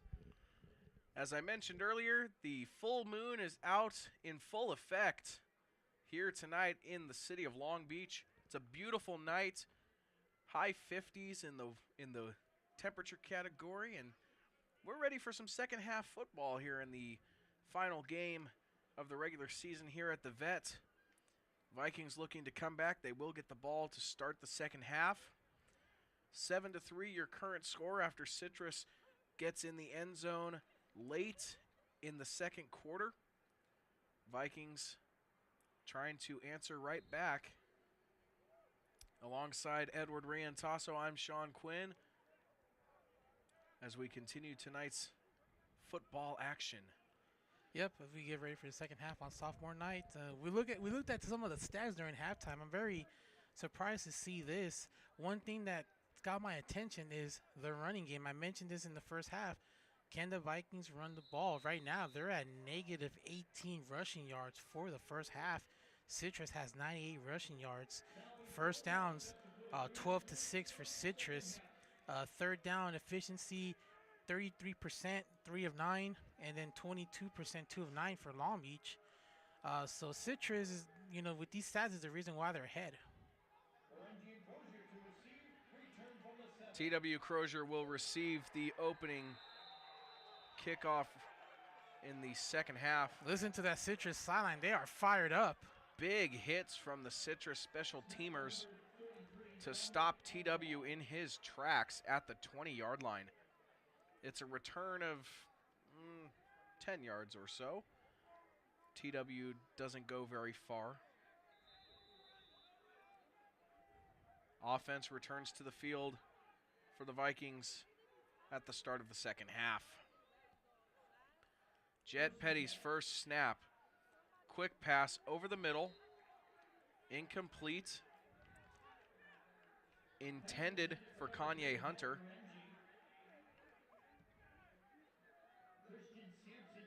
I'm sorry, it was Matthew Berengi. Yeah, let's see if the Vikings offense can do well in the second half. Jet Petty's numbers so far, 8 of 22 for 78 yards, so he's struggling on that offense tonight. Petty will dump it off with pressure in his face, just throws the ball wildly. Don't know what he was thinking there. And that's not the kind of play you want to see when you're down a score and you've got the ball back to start the second half. Granted, you still have the whole second half of play. And you look at also, but this is not how you want to start. Yeah, and you look at the stats. I mentioned negative 18 yards of rushing. Jet Petty has negative 24 yards rushing, and that's from all the sack tackles for yard loss that's really affected this running game. Petty's third down. Here Penalty comes marker. a flag. Multiple flags, one from the back judge, one from the side judge. And Dylan Clark looks like he was held on that pass, and looks like they're going to call this on Citrus for defensive pass interference. And that's the sideline call. Pass interference. Defense, number 29. 15-yard penalty, automatic. First down. The Vikings. Under coverage, but too much contact. Damon Stewart, sophomore defensive back for the Owls. Too much contact. Pass interference is the call. And the Vikings got 3 first downs in the first half from penalties. Make this the 4th one tonight. Petty, quick pass. Left side caught. Spinning a tackle and more. Matthew Guzman. For 18 yards, it's Marcus Guzman. 18 yards on the catch and run. First down Vikings into Owls territory from the 47-yard line. Petty, handoff, middle of the field. He runs. Khalil Warren was hoping to evade tackles, which he did, but then was grabbed at the shoestrings. Yeah, that last tackle by Philip Bangura saved a touchdown. Petty double pumps, was looking for P.J. Holmes, but he double pumped his pass, and it fell incomplete. You talk about that last play by Warren. If Philip Bangura does not make that tackle on the legs, Warren would have taken that to the house. That was a touchdown-saving tackle by Citrus. Petty will send Clark in motion and will hand off to Khalil Warren, who will get swallowed up after a gain of 2. On his latest carry goes Khalil Warren, so they're trying to turn that negative into a positive there on the rushing game. Yeah, and can you believe that is the longest run of the night so far by the Vikings offense? Really? Most of their yardage came from sacks by Petty. Haven't been able to run the ball well in that first half. Gain of 2, 3rd and 8. Petty will dump it off to Matthew Berengi. Tried to spin out of a tackle, but the shoestring hold by Kyle Firm was too strong, and Berengi could not get away from him. However, it's good enough for a first down, so the Vikings will continue to power through on offense, trying to get it in the end zone for the first time tonight. That was a good job on a slant pass by Petty. Petty will send P.J. Holmes in motion. He will throw to P.J. Holmes, but he could not come up with it. That was Berengi on the pass attempt. I'm sorry, you're right. That was Matthew Berengi. I thought I saw number 9. Oh, it sounds like Hunter Corbin has some friends and family in the audience tonight. Oh, this is sophomore night. There's friends and family here to support these sophomore players playing their last game. Well, Citrus had their sophomore night last week in their game against Orange Coast. Yeah, 55-19 victory. 59-19, I think, actually. I think they won. They won by 40 points, but it was in the 50s. Well, close enough. Citrus did score over 50 points in that game. I do remember that. Play clock at 3. Petty has to get it off. He does. He will look to the corner of the end zone, and it is caught! Marcus Guzman! Touchdown, Vikings! Petty did a good job looking for Guzman on the left side of the field. A deep throw, one-on-one, able to make the diving catch, and that puts the Vikings back ahead. And prior to this possession, this was the first time that the Vikings were near the red zone since that opening first quarter drive. A 24-yard pass caught for the touchdown from Jet Petty to Marcus Guzman.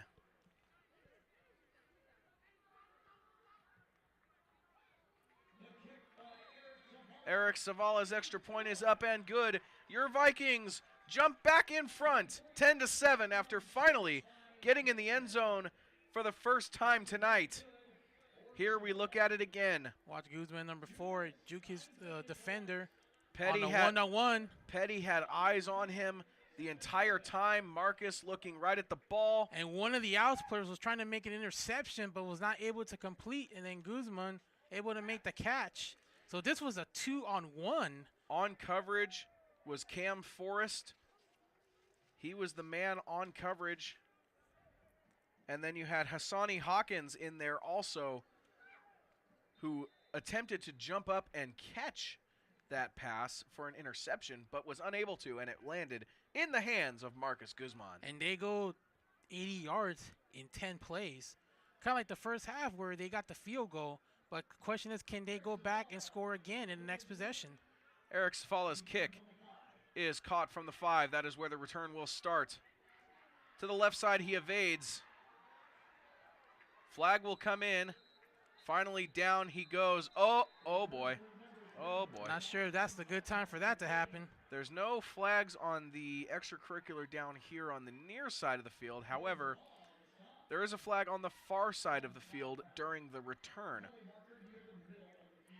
So the return will go from the 5 to the 30 is where they will spot the end of the kick. During the return, holding. Return team, number 42, 10-yard penalty, first down.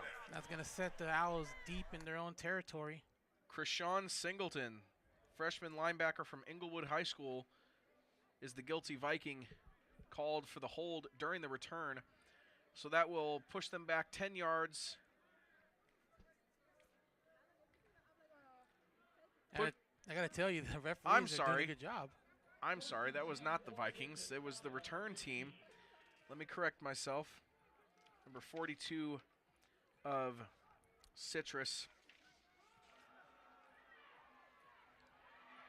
As the next play to Jamal Wilson results in a long run, good enough for a first down. It was Patrick J. Ward, the 5'10 sophomore linebacker from Northview High School, that was called for the hold on the return. And Jamal Wilson's been the leading rusher for the Owls, 11 carries for 46 yards. Jamal Wilson again on this next carry. Actually made that 12 carries 60 yards now with that last one. Averaging 5 yards a carry. A loss of 1 on Wilson's last run. 2nd and 11 from the 28. Wilson's also the leading receiver for the Owls. 3 catches for 28 yards. He can run and catch. Oh, nice play by the Vikings defense. Is that Aaron Donald, number 99? Looks just like him. Rakeen Moore from Lakewood High School. The sophomore defensive lineman makes the stop, the shoestring tackle for your Vikings on like number 3, Braden Austin. Looks just like Aaron Donald out there. He was pumped up on that one. He's fired up. 3rd and long. Go the Owls. Looking for a first down. Dennerson, his pass is broken up in midair. Almost picked off by the Vikings, but it falls incomplete. Oh, the Vikings had an opportunity to go for an interception. Looks like that was Jalen Johnson, number 11, had a chance at an interception, but just went off his hands. The Vikings stop the Owls offense and now force a 3-and-out punt. So let's see if the momentum may have shifted over to the Vikings in the second half. Just shy of 11 minutes in the third quarter. And Citrus's first possession of the second half will result in a 3-and-out. However, a flag comes in from the umpire during the kick. If this is against the Vikings, this will be an automatic first down for Citrus. And it looks like the punter on the Citrus side of the field, he's coming out the field limping. You wonder if he was roughed up. Could it possibly be a roughing the snapper? Looks like that was a Ludwig Van Der, number 65. Prior to the kick, holding, defense, number 88, 10-yard penalty, 4th down. It's not roughing the snapper. It's holding on Carson Moore. It's roughing the kicker, Sean. We have a replay of the call was holding against Carson Moore of the Vikings. Looks like this was the 3rd down play. Yes, the one with Johnson. Okay. Oh, this is the one. This where was it was the 3rd broken down up. where Okay. it was almost intercepted. This is the 4th down. This is the punt here. I don't think 65 Yeah, was. right here in the middle, you have the action that results in the hold. Still short of a first down after the 10-yard penalty is marked off, so they'll kick it away once again. Oh, that was almost blocked.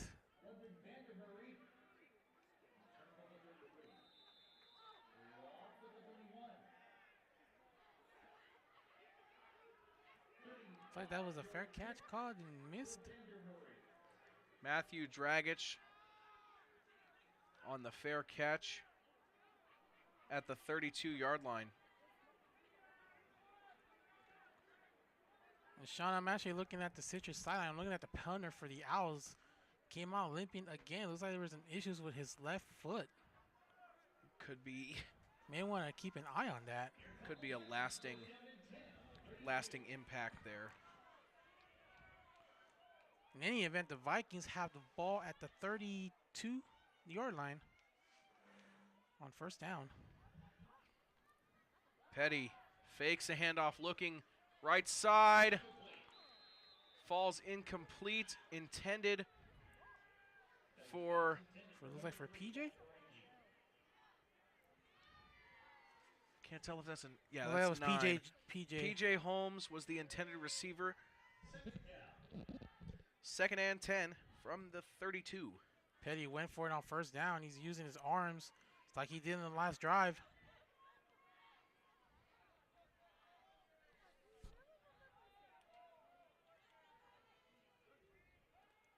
Second and 10. Petty, middle of the field, incomplete, intended for Matthew Dragic. Broken up by Kyle Firm. We've called his name out a few times tonight on defense.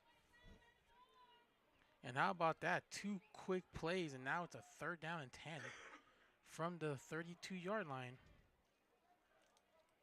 Petty from the shotgun position. 4 receivers, a 2 and 2, 2 on right, 2 on left. Screen pass. I believe that's Foster or Warren. Down to the 40. Not enough for the first down. And looks like they'll set up the punt. So a quick 3-and-out for the Vikings offense, and the Owls will get the ball back. Khalil Warren, after the dump off from Jet Petty, like you said, doesn't go very far. That was a quick. Not good enough for the first down. So the That was Vikings, a quick offensive possession by the Vikings. Not even a minute. The offense is going to go back on the field for Citrus. So John Montoya is going to have to punt it away. His punt from the 29-yard line will sail and land at the opposite 29. And this one's going to roll very far back to the 10-yard line. from one 29-yard line to the opposite 29.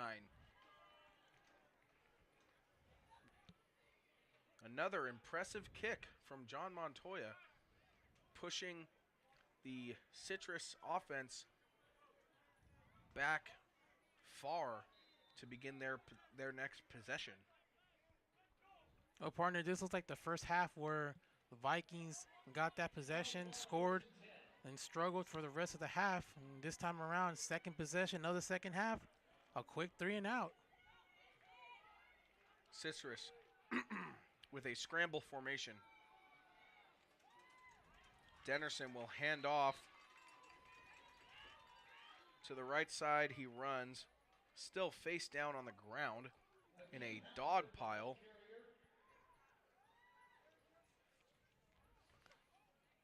Hakeem Halliburton on the carry for Citrus. Wallace on the tackle. It's Jalen Johnson on the tackle for your Vikings. Handoff again. Oh, look out. Oh, they got caught this time. Oh, boy. They got caught this time, Sean, and that's going to cost the Vikings. This is not very good. We've seen this happen a few times in the first half. Referees let it go. Now looks like they're going to start enforcing them closely. That was about 3 players on each side going at it after the play. Wonder if words were said or something. Umpire and referee talking it over. This could be on the Vikings, or this could be offsetting penalties. They're having a conference call. And some of the Vikings players. Dead ball. Personal foul. Number 21 of the defense. 15-yard penalty. First down. And some of the Viking Dion players. Reavers gets called for the personal foul after the play was over. Some of the Viking players don't agree with that call. Here's some of the audio on the field. A little bit of a hot mic there. While the referee's microphone was turned on, you hear one of the Vikings players say, "Are you serious?" I think he was serious that they forced a 50-yard penalty. So that's a 15-yard penalty, and it gives Citrus the first down. Dennerson's handoff to Halliburton. He will go up for 7.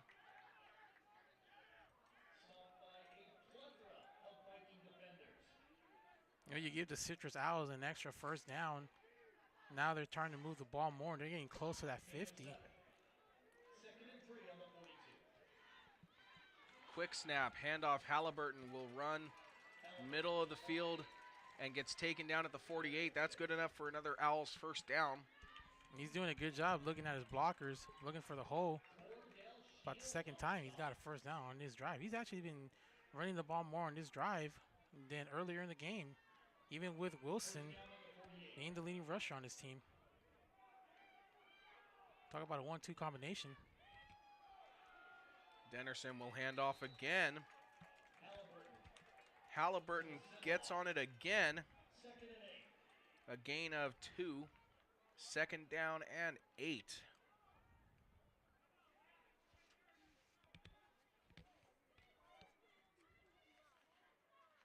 I saw some of the Vikings defender players. I believe it was number 2, Donovan Turner, actually may want to take him out for a play before he calls the team another penalty. Second and 8. Pressure right up the middle. Hit as he throws. Pass falls incomplete. Broken up by Mookie Davis. Intended for Joseph Enriquez. Anderson facing the pressure, had to get rid of it or face a sack. That was an unexpected pressure by the Vikings defense. It just came out of nowhere. It was Corday Jones that pulled a Kyle Firm and ran right up the middle untouched. Dennerson on third down has to scramble. Pass is caught by Ridge Chrislieb. First down and much more for the Owls. they're starting to threaten here deep into this third quarter. I believe that was Sean Person, 87, that made that last catch. I'm sorry, you're correct. Wow, he actually came out and pulled a little Travis Kelce, bailed his quarterback out on third down. Dennerson, handoff. Flag comes in. Looks I like have a feeling this one might come back. Yes, I have a feeling that this may come back. This may be a hold against the Owls. Viking player lost his helmet at the same time. Illegal hands to the face. Offense, number 69. That explains why. 15-yard penalty. Replay. First down. It's not a hold. Face it's mask. hands to the face on number 69, Ethan Erickson. He's a sophomore lineman from Carter High School in Rialto. He gets called for the face mask. That pushes the Owls back 15 yards. Carson Moore, number 88, actually had his helmet off at the So end of the now- play. You wonder if that's where the infraction came from. So now it's third and very long. This will be a big test for the Vikings defense if they can get this defense off the field. Don't want to give them another first down. We've seen before, the minute they start getting first downs, this Owl offense stays momentum. They keep it going until they punch it into the end zone. Third and 25. See if they bring pressure. Looks like they might bring pressure. Here they come. Dennerson, handoff and nowhere to go. Down in the backfield I think that's Moore again on the tackle.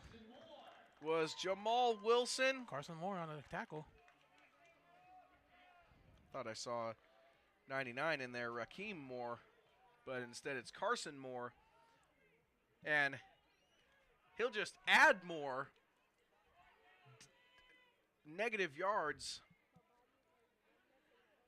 This should be fourth down. Yeah, I'm actually looking at the This should, I'm Yeah, I'm sorry, not that sure was if- third and 25. This should be fourth down. I'm not sure what happened if they redid. Was it a repeated down? I don't know. Either way, it's second and very Nice long. tackle. And again, deep in the backfield, nowhere to go. As Cameron is the Blanton. citrus runner. It's like that was a Cameron Blanton, number 6. He just came out of nowhere and made the stop. Your sophomore defensive back from Long Beach Poly by way of UNLV. The Running Rebels of UNLV. Third and very extremely long. See if they bring pressure again. Here comes the front Dennerson four. looking deep. Well incomplete. And now we have a flag coming in from the referee after the play. Braden Austin was the intended receiver on that last play, Sean, but looks Dead like ball. Personal foul. Number 69 of the offense. 15-yard penalty. Fourth down. Oh my. that just came out of nowhere. Oh my. So Ethan Erickson gets called for his now second personal foul on this same drive, Edward. Not doing the Citrus Owls any favors with penalties, especially after the play. That's another 15 yards and That's going to kill a coach, hey, no hey, doubt. Hey, Edward. Fourth down and 53 on this punt.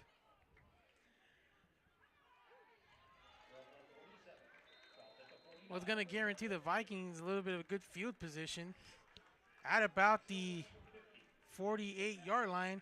To the 40 to the As my partner tries to control himself up here.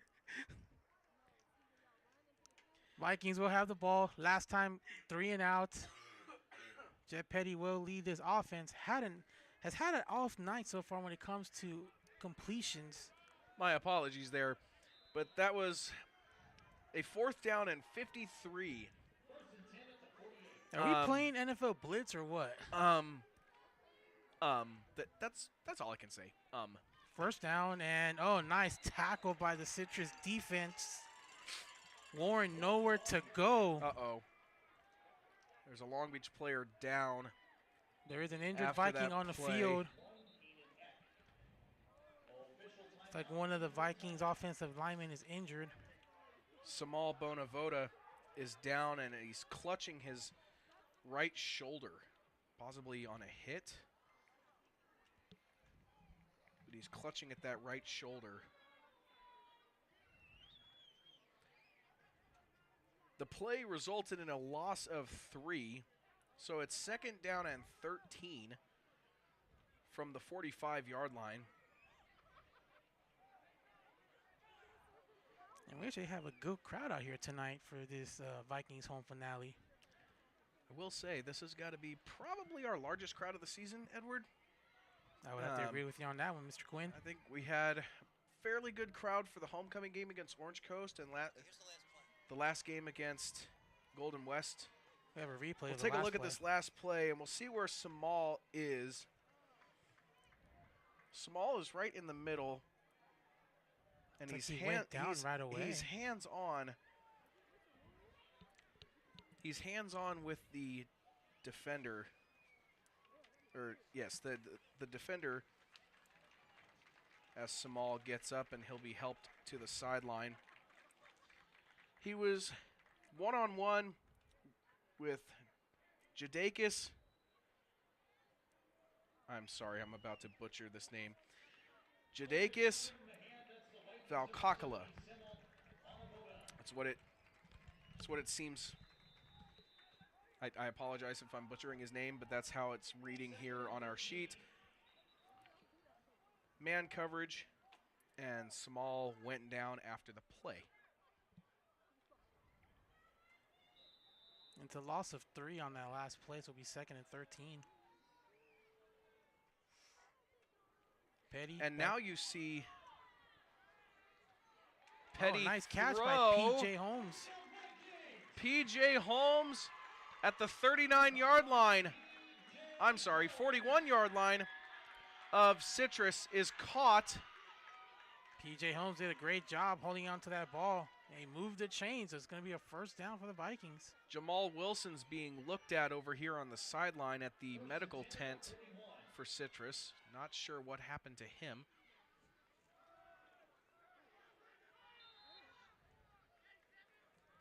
It's Warren on the carry. Gain of 2 for Khalil Warren, 2nd and 8. That's how you pronounce his name. Vawa Kakala. That's how you pronounce his last name. Jadakis Vawa Kakala. Thank you, our PA announcer. That way I know how to pronounce his name. Well, they always say you learn something new every day. It's Warren again. Oh, face mask. That Big was time definitely face mask on Khalil Warren. Definitely a face mask. Even We have every a lot official. We have a lot of extracurricular coming in after that face mask call. Yeah, every official threw a penalty marker. They just saw that. I don't know. I'm just going to say this. I don't know how much more blatant that face mask can be. Khalil Warren. We have a replay of it. Khalil Warren, his head turned. Face mask. Defense, number 54. 15-yard penalty. Oh, automatic. yeah. First down. Oh, that is very dangerous. And who else? It was Jadakis Valakakala that was the guilty party for getting his hands up into the face mask of Khalil Warren. And then Khalil Warren, my goodness, Khalil Warren was upended on the tackle. So it's 15 yards more for the Vikings. Oh, look at Warren. He's very angry. Go, buddy, go. I think that was more of an anger run. Khalil gets a run of 8 yards to the 15-yard line. Vikings are back inside the red zone. 2nd and 2. I tell you, Warren was not happy after that last play, and it showed on that play the aggression he shows on the field. Very great aggressive run. Jet Petty. Timeout. Long Beach. This is their first of the half.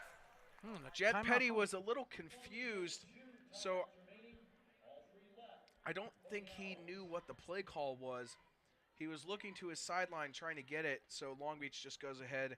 Even though they had about 20 seconds on the play clock. I think, Sean, maybe I'm going to take a guess here and say maybe Coach Peabody wanted to take a timeout. He wanted to get his offense regroup, saying, "Look, guys, let's try to cool it here." I'm pretty sure there's still some angry feelings from that last penalty on that face mask. Yes. So I'm pretty sure it may have been a timeout of let's regroup, let's get back to our fundamentals, and let's just focus on scoring points here. Right. You do not because the last thing you want is to let your emotions get control of you, and then you're gonna have a penalty that might cost your team. We looked at the Citrus offense in the last possession, personal fouls. You said it was a 4th down and 53 on that punt. Mm-hmm. I don't think that's something the Vikings doesn't want to deal with. Here we go, 2nd and 2. Petty will hand off to Caleb Foster, who will go up the middle and get to the 9-yard line. Long Beach running game is starting to come will have up. a first down. The running game is starting to come up alive on this drive. That's 3 runs that for positive yardage close to the first down. And it's going to be a first down. They're going to give it to him. 1st and goal once again for the Vikings after Khalil Warren's last run. Petty. Handoff to Foster. Foster chugs his way forward and will finally go down. Kept his feet moving and finally goes down at the 3-yard line. I tell you, after a first half where the running game just seemed nowhere, it's picked up in this Petty, 3rd quarter. Handoff, Foster. Touchdown. End zone. Did he get in? No, they're going to rule him at the 1. No. The line judge comes in and says he was down at the half-yard line. Looked like he was in the end zone. It looked like he was in, but his knee may have gone down at the 1. Hurry up offense. Long Beach needs to get their man off the field. Now they will. Handoff to Khalil Warren, who will dive into the end zone for the touchdown. And how about poetic justice? Warren, who was the victim of the face mask penalty a couple of plays ago, gets his revenge by punching it into the end zone, and now they give the Vikings a 9-point lead, and pending this extra point could be a 10-point lead with 1:40 left in this 3rd quarter. And the momentum has shifted. Unsportsmanlike conduct.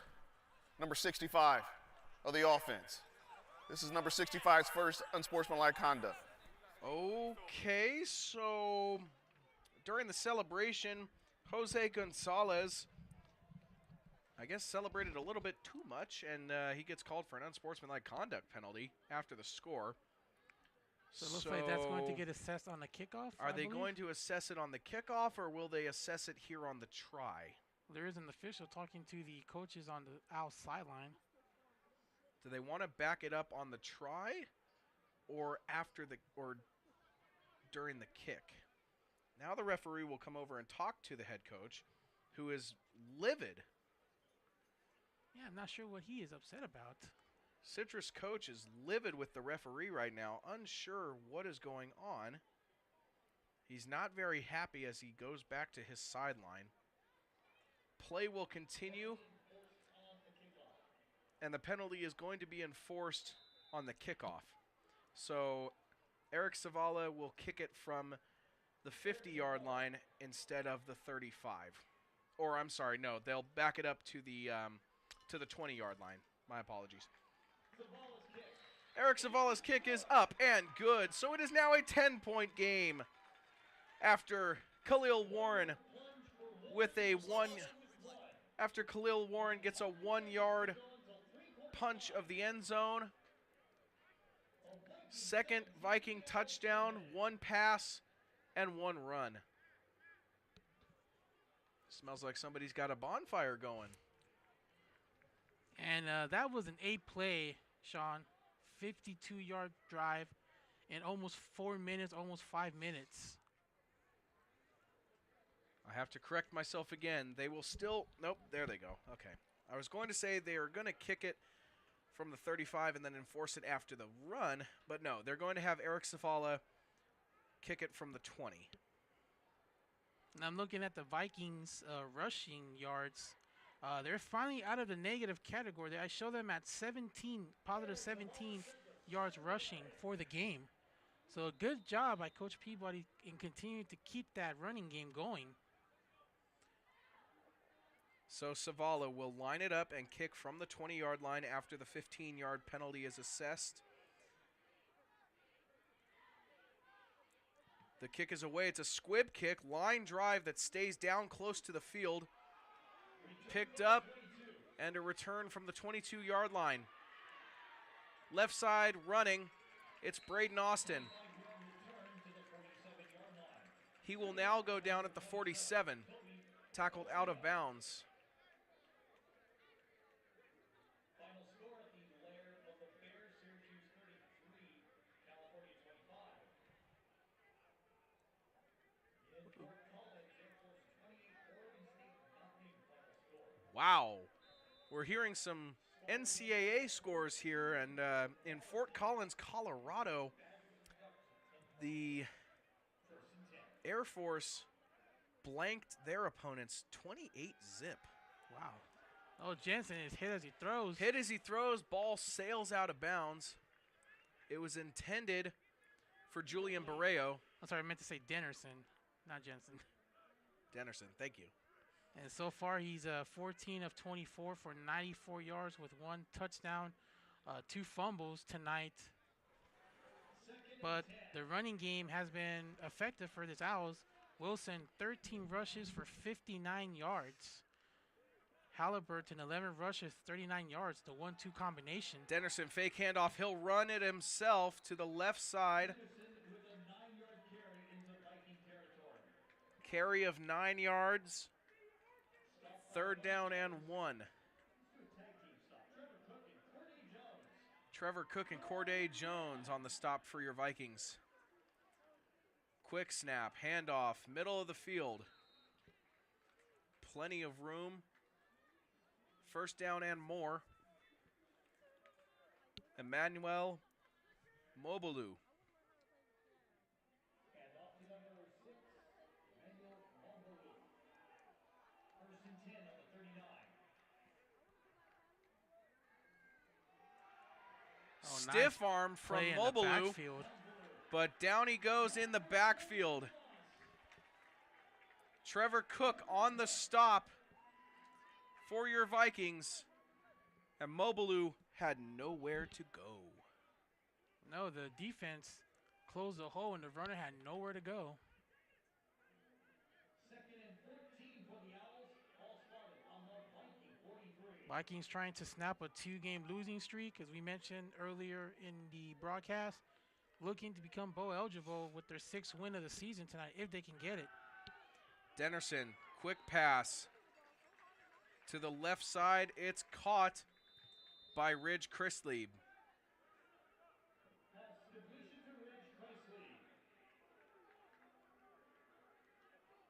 Well, 3rd and 4 when we return. That is the end of the 3rd quarter. Three-quarter time. Long Beach 17, Owls 7.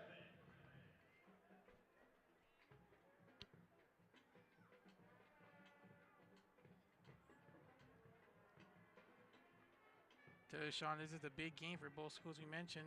Vikings coming in at 4-2 in conference play, 5-4 overall, trying to snap that 2-game losing streak. Meanwhile, Citrus College is right behind them. They're actually tied with a 5-4 record. So the winner of this game may finish 3rd in the Central League standings.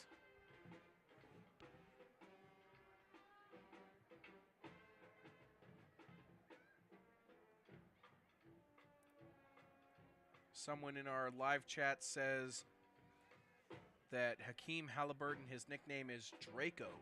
Oh, I never actually heard of that one before.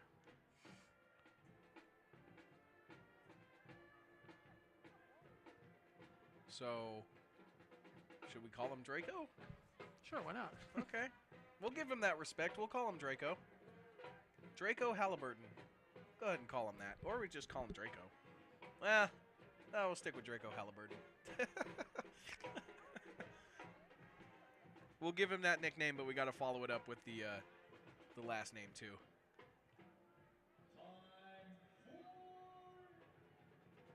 Well, here we go, Sean. The 4th quarter could be the 4th quarter of the season for both teams. Vikings holding a 10-point lead with just the final 15 minutes to play left in the regular season. This 4th quarter could get very interesting. Very interesting indeed, partner.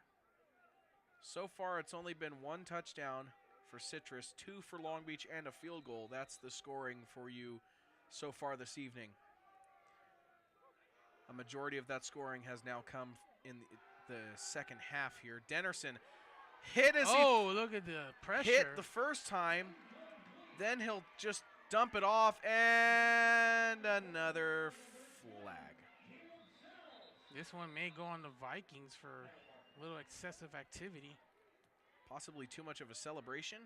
See, here's what I don't understand is you make a good play. Unsportsmanlike conduct. Number 2 of the defense. That's a 15-yard penalty, which will result in a first down. That's going to give the Owls a set of downs, a fresh set of downs, Sean. Donovan Turner gets called for the celebration. That's going to be a first down.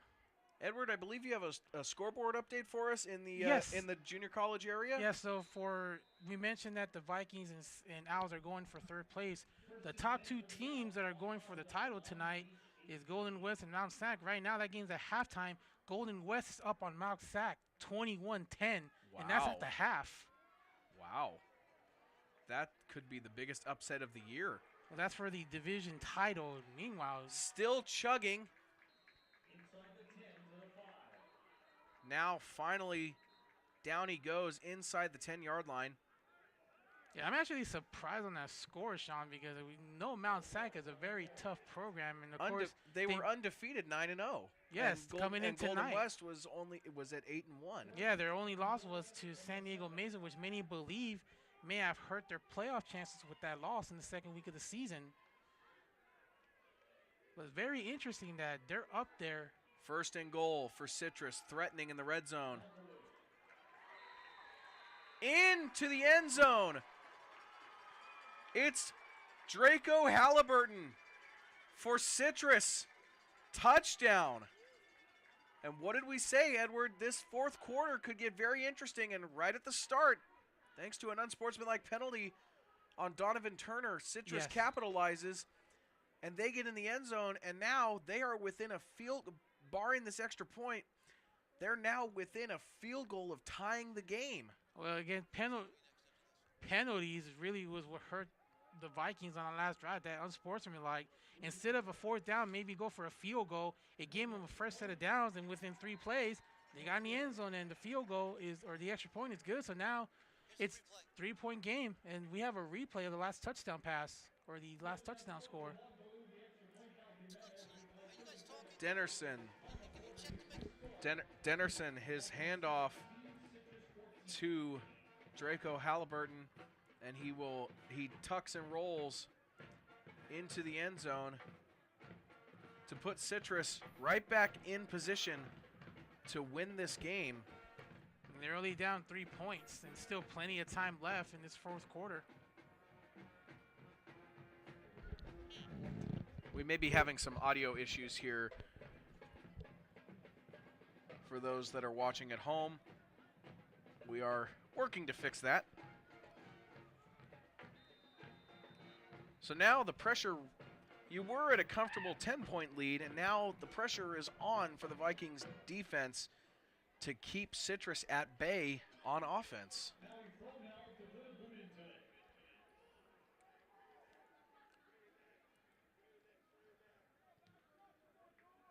Kick is away at the 5.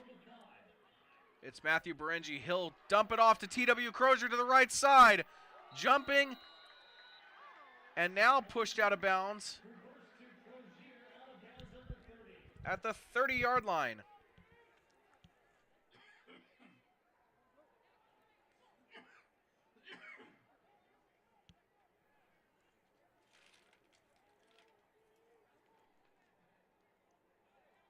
Somebody is saying that our audio is okay on the stream. Thank you very much. And Sean, I actually want to give you some scores. A lot of games going on tonight in the 3C2A. Riverside beats Fullerton 41-22. Riverside finishes 9-1 on the season. Meanwhile, they won't be undefeated this year.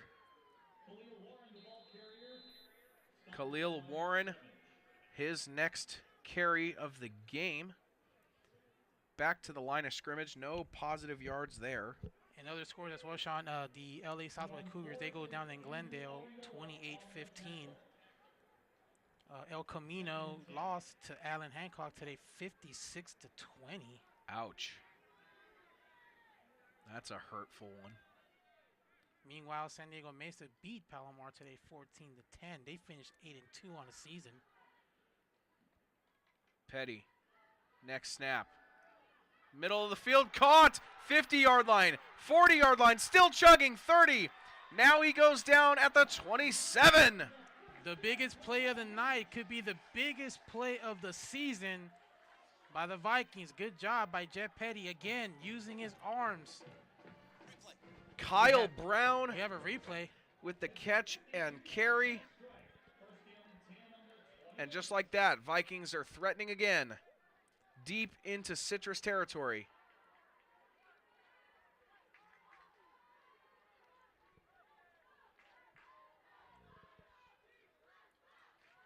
Petty. Handoff to Warren. He'll get a couple yards on the run. 4, it looks like.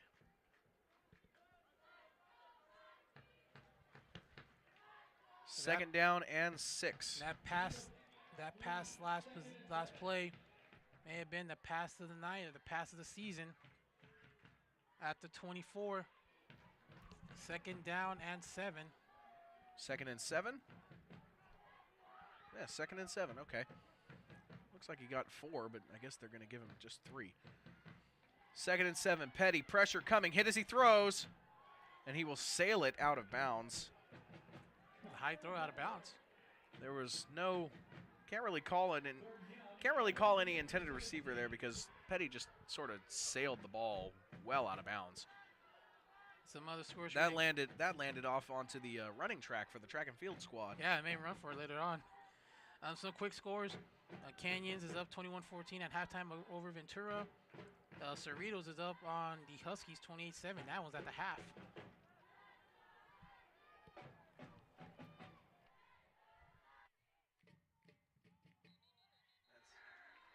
Meanwhile, there's a stoppage on play. I think we're going to have a false start here. False start. Offense. Number 65. 5-yard penalty. Replay. Third down. It's not going to help the Vikings very much. It'll push them back 5 yards, and now it'll be 3rd and 12.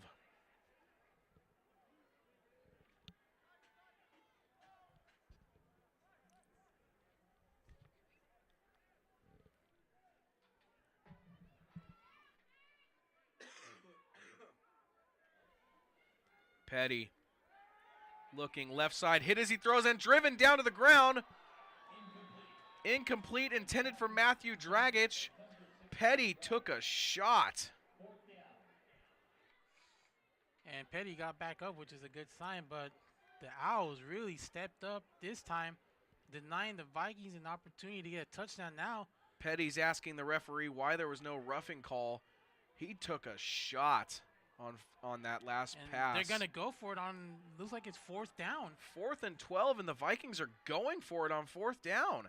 This could be a costly mistake. Questionable call. Well, hopefully they can make it, actually. Here we go. Petty, pressure coming. Almost intercepted. Almost. Mekhi Dunn.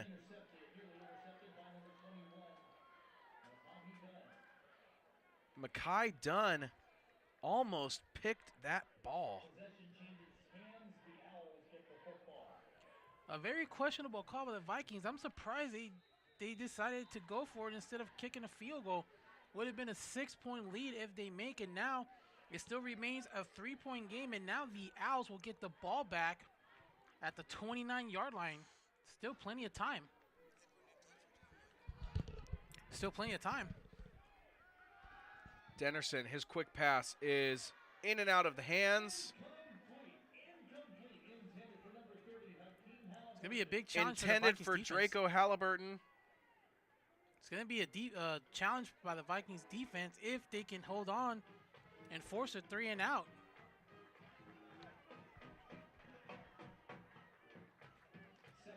Second and 10.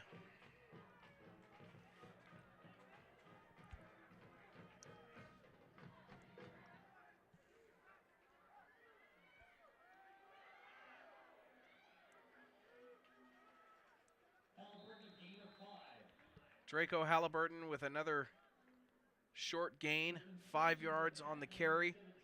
Sets up 3rd and 5.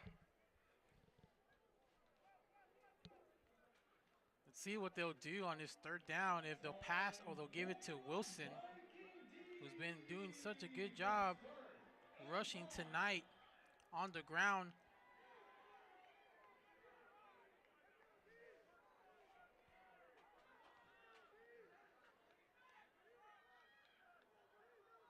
Dennerson will call for the snap. Left side throws. Incomplete. Intended for Draco Halliburton. He couldn't come up with it. It's a 3rd and out. And the Owls will have to punt it away.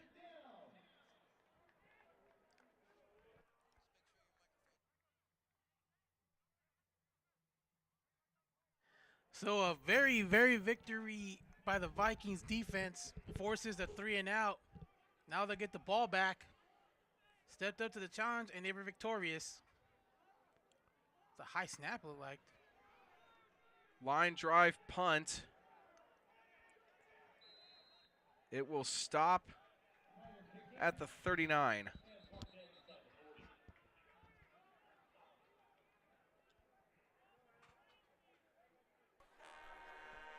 After the play, personal foul.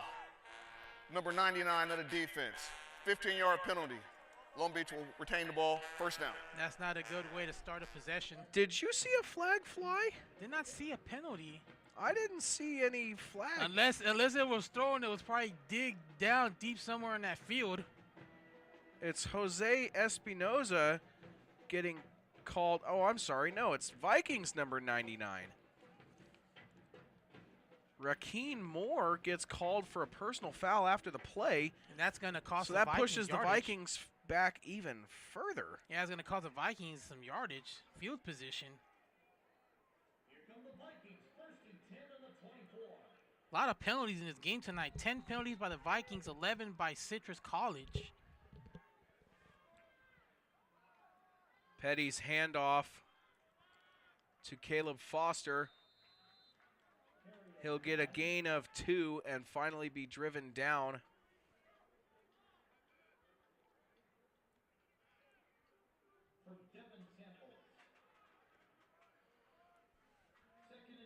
Sorry, Devin Samples was the runner.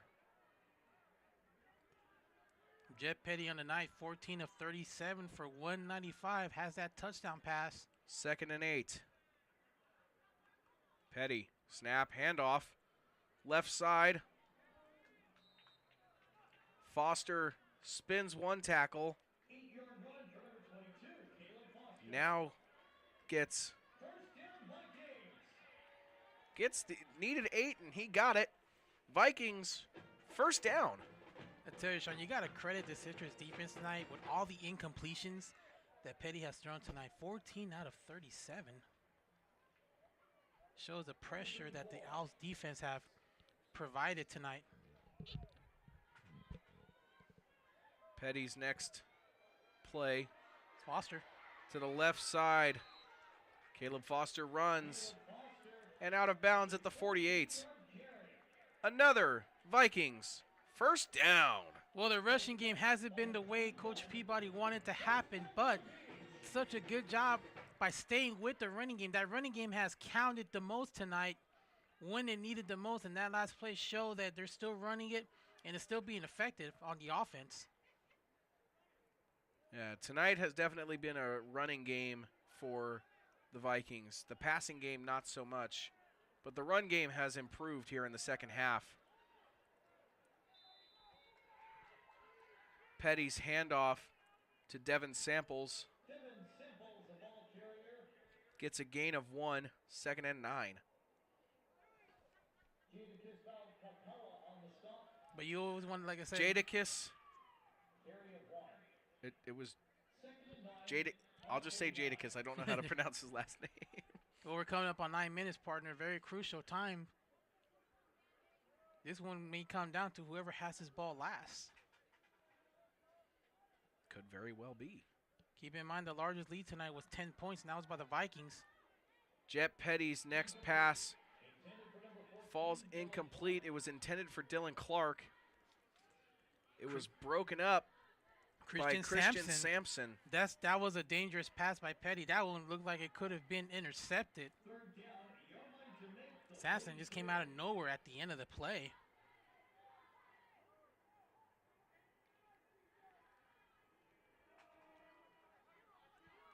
.39.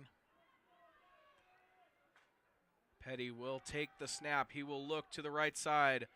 Caught by his man, Matthew Berengi, at the 46-yard line of Citrus. Not the yard completion that he wanted, but 4th and short. It's not the yard completion that he wanted. They did get a completion, however, but unfortunately it was not enough, and they're going to have to punt. So for the first time in a while, Vikings will be punting it away on 4th down, and Citrus will get the ball back with 8 minutes left in this ball game.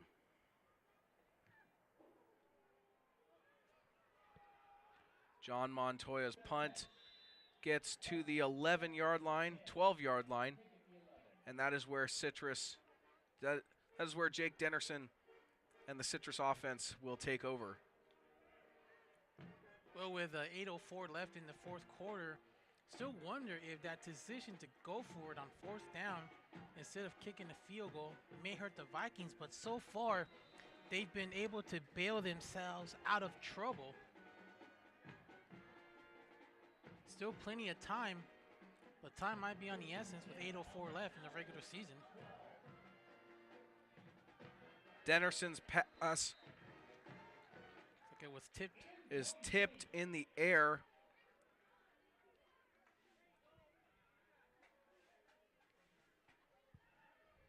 He was looking left, could not get it there.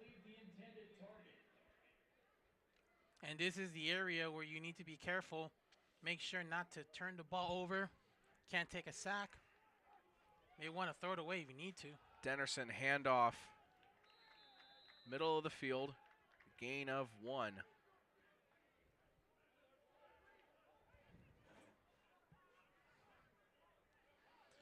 Emmanuel Mobulu on the carry. Now it's a third with a down. gain of 1, 3rd and 9. Yeah, it's a 3rd down, and could be a good time to bring some pressure on the quarterback. Doesn't look like the Vikings are going to line up for any sort of pressure defense here. Someone might become. Dennerson will spin. Here comes that pressure you just talked about. Is it caught? No. The line judge says the ball hit the ground. The intended receiver, Braden Austin, could not reel it in on a diving attempt. And the line judge was right there to make that call and say that the ball hit the ground. The Vikings came on a delayed pressure, 2 defenders heading towards Dennerson. He was able to make the throw, but unfortunately his receiver could not complete the catch as the ball hit the ground. And again, another 3 and out. In the end zone, this time the punt will go away at the 2-yard line. It will land at the 37 and roll to midfield, just shy of midfield, the 49-yard line, and the Vikings will take over at the 49. 7:09 left in this contest. Vikings lead 17-14. So far, the Vikings have really woken up here in the second half. 2 touchdowns, 1 passing, and 1 rushing touchdown. Citrus has 2 touchdowns on the night, 1 from the first half and 1 here in the second half. Jet Petty has reached 200 yards passing in the second half. Jet Petty's handoff to Khalil Warren will go for 11 yards and another Viking first down. The Vikings rushing has come to life. At this point, would you think, Edward, that maybe the Vikings would try and slow things down a bit and eat up that play clock and just wind down the time here to try and secure this victory? Well, the best option is to get a touchdown, because a touchdown will put it to a 10-point game, make it a 2-possession game. Even if they were to get a field goal, it will still be a 1-possession game, which the Citrus Owls could get a touchdown. So the Vikings are trying to get that touchdown. That's on their mind right now. Get the mic a little bit closer to your mouth, Elizabeth. The other E name. A run of 3 yards. Second and 7. That was a gain of 3. At the 35-yard line, Petty will hand off to Warren, who will get a gain of 2 to the 33-yard line.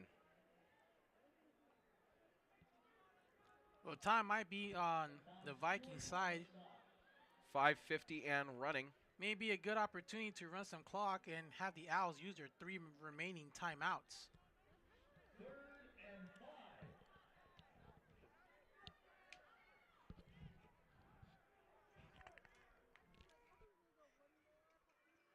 5. Handoff to Foster. May have the first down. He is going to get the first down. 7 yards. Caleb Foster. Vikings first down. However, there's a Vikings player down on the field after that play. Who is it this time? It's like maybe one of the linemen are injured. Is that our big O lineman Michael Salinas, number 71? Is that our big man that's down there? Trying to get a number here, but we can't see. Not sure what happened. Probably some sort of contact. He's in some pain. He's being attended to by the training staff. So, Edward, as we start to look towards the end of this game and the possibility that the Vikings will take this victory and go 6-4, it ups their chance of a bowl game, and possibly, based on conference, 76. I think it's 76, maybe the Yes. injured Viking. Yes, it's 76. Micah Imamura. Well, to answer your question, Sean, there is a possibility that the game may be here at home, but we'll know later on, probably in the week.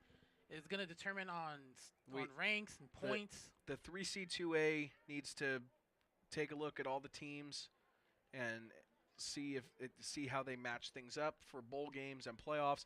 Unfortunately, this is not the year for the Vikings for playoffs. However, there's a chance that we can still get a bowl game, and maybe even a chance that based on conference, we could get that bowl game here at home, and that would be. Regardless of how this turns out, ooh, high snap.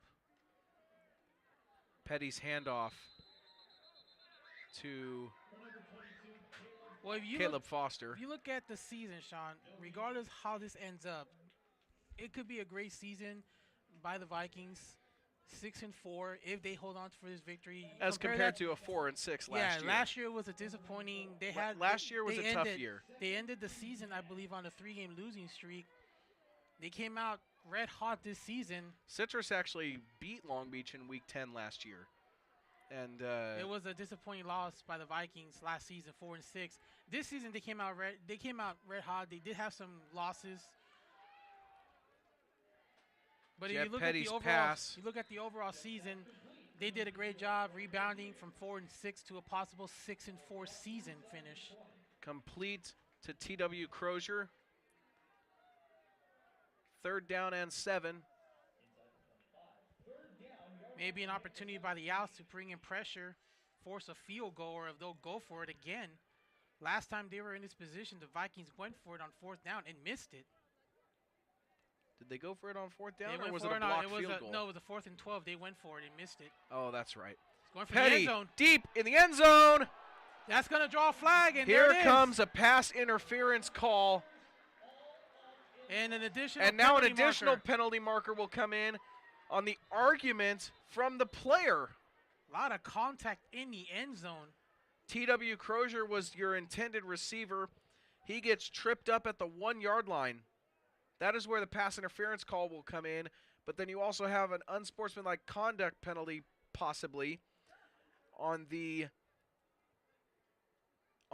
talking to from the player to the official. possibly back-talking him for calling the penalty. Yeah, the Owls weren't happy with that call. Defensive pass interference, number 35. After the play, unsportsmanlike conduct, number 0 of Long Beach. Whoa. It's going to be Long Beach ball, first down. Okay, so Will that be so offsetting? it's Philip Bongura that gets called for the pass interference, and then T.W. Crozier is the one that gets the unsportsmanlike penalty. Yeah, from up here, it looked like it was going to go on the Owls for the arguing of the call, but Either way, well, here's it's the good. question: is it going to be an offsetting, or will they move it to 15 yards up? Either way, it's good enough for a first down. First and 10 at the 24. It's going to be at the 24.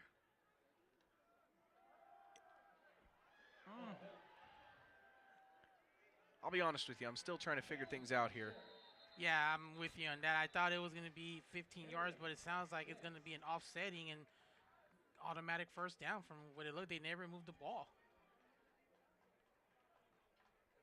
So they get the first down on the pass interference, but they bring it right back to the previous spot on the unsportsmanlike conduct penalty. Yeah, I'm still a little puzzled on that, to be honest. A lot of weird calls tonight, or weird results, I want to say.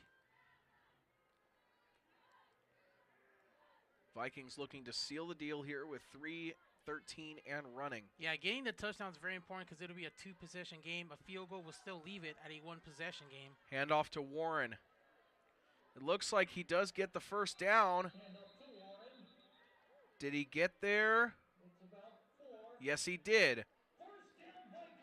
Well, now if you're the Owls, you may want to start consider using your timeouts. You still want to give yourself time to go one more time down the field in case you need to.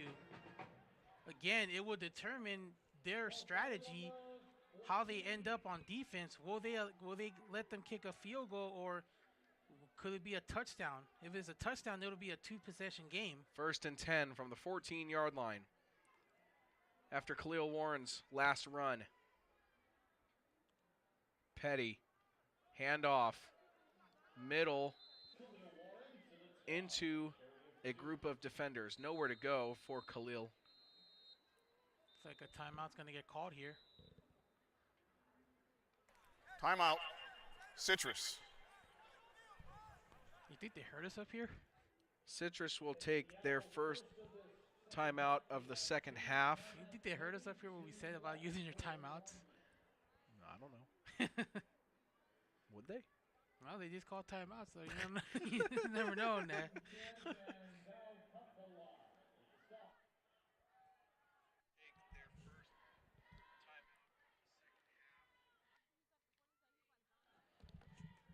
Yeah, I don't know.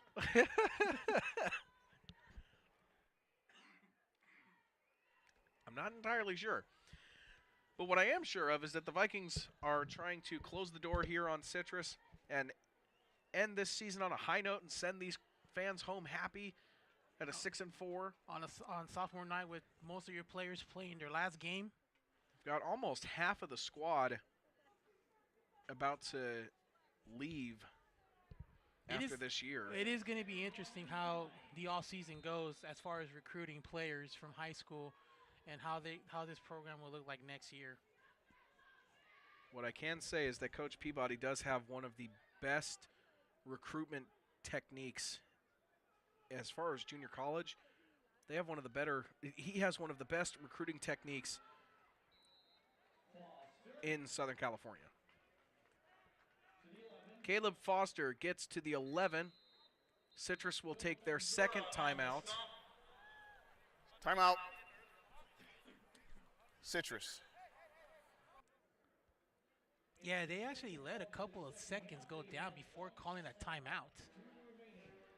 So Citrus, if they want to make a late drive here, they'll have one timeout plus the 2-minute timeout, which comes up in 7 seconds. Well, this is going to be a big play, Sean, because if they can stop them here on this next play, you have the 2-minute timeout. It'll have the 2-minute timeout. It'll force the Vikings to kick a field goal, or who knows, maybe they'll go for it on fourth down. They did that last time.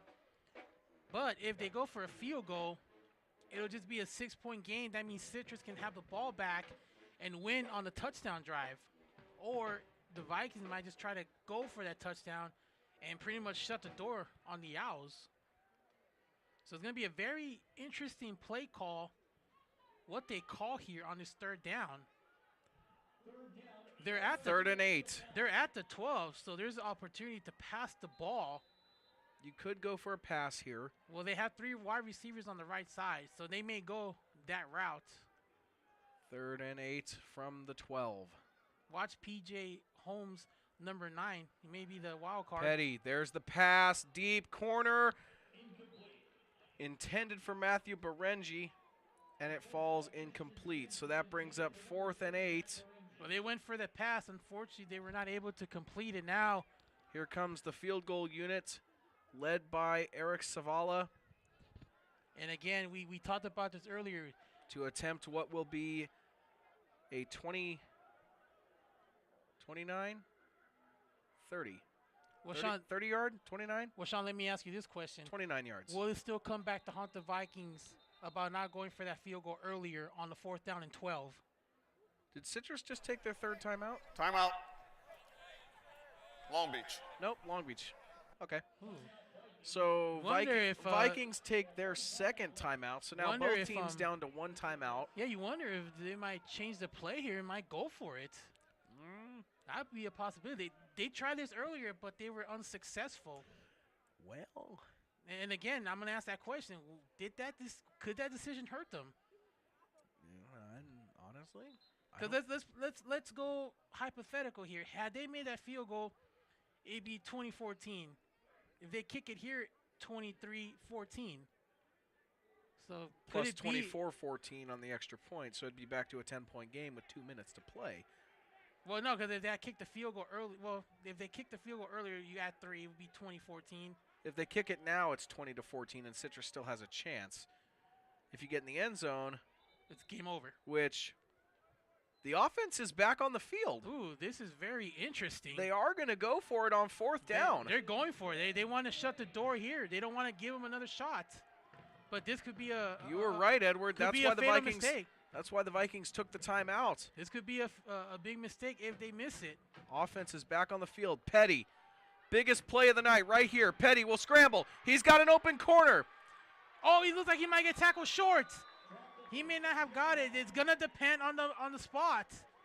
The Owls are saying that they stopped him, but they stopped him at the 6-yard line. He needed to get to the 5, and Petty gets to the 6. This is the 2-minute timeout. That was a right decision by Petty to go for it, but just not enough. Petty had room to run over on his right side. He had open field in front of him, and the defenders were able to get there.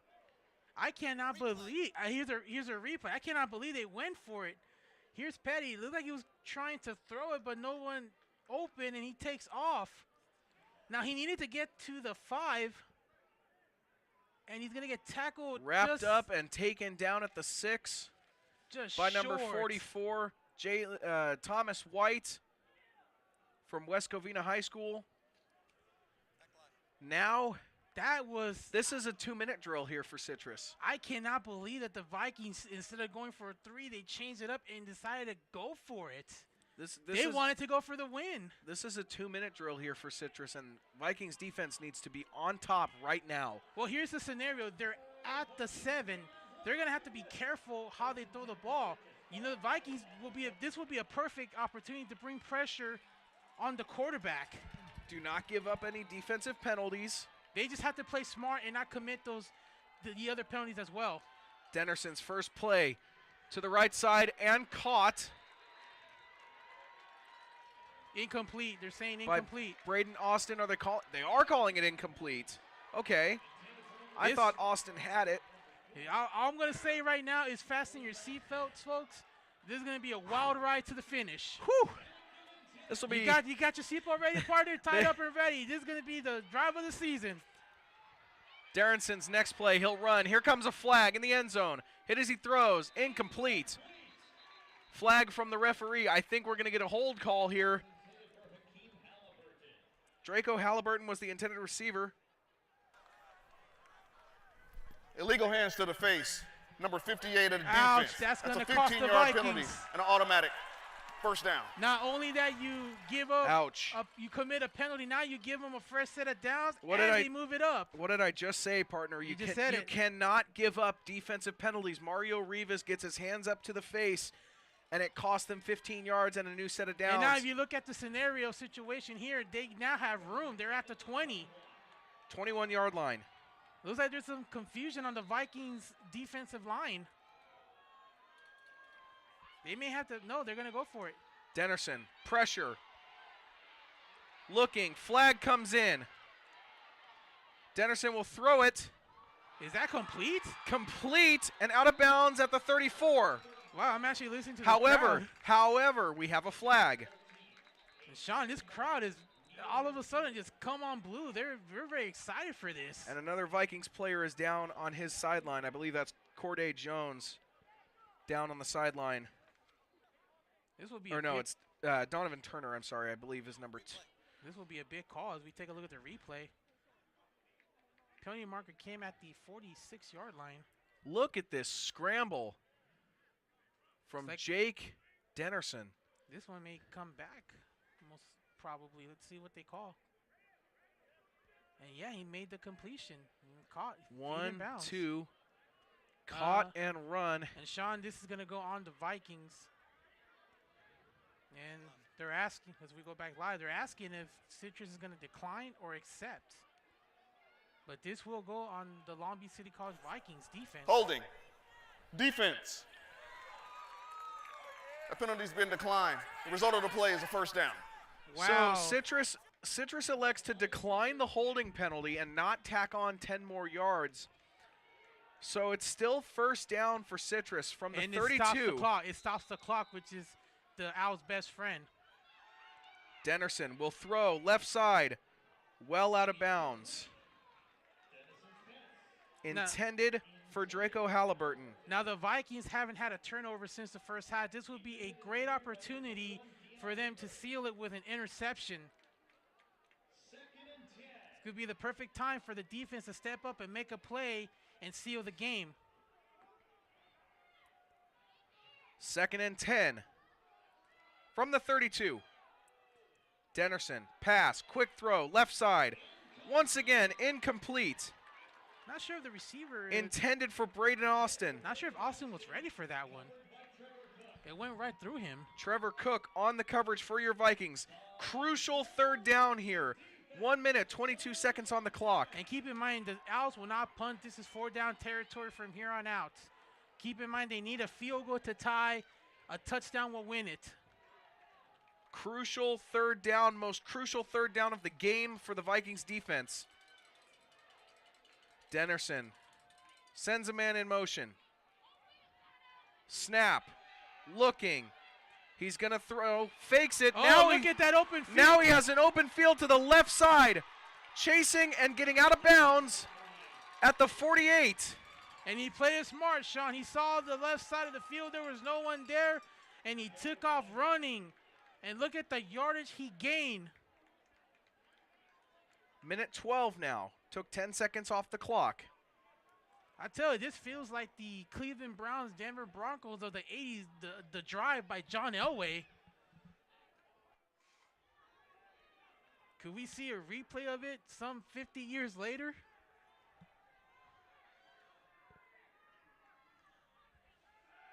Back to Dennerson. throw. Is that a fumble? No, incomplete.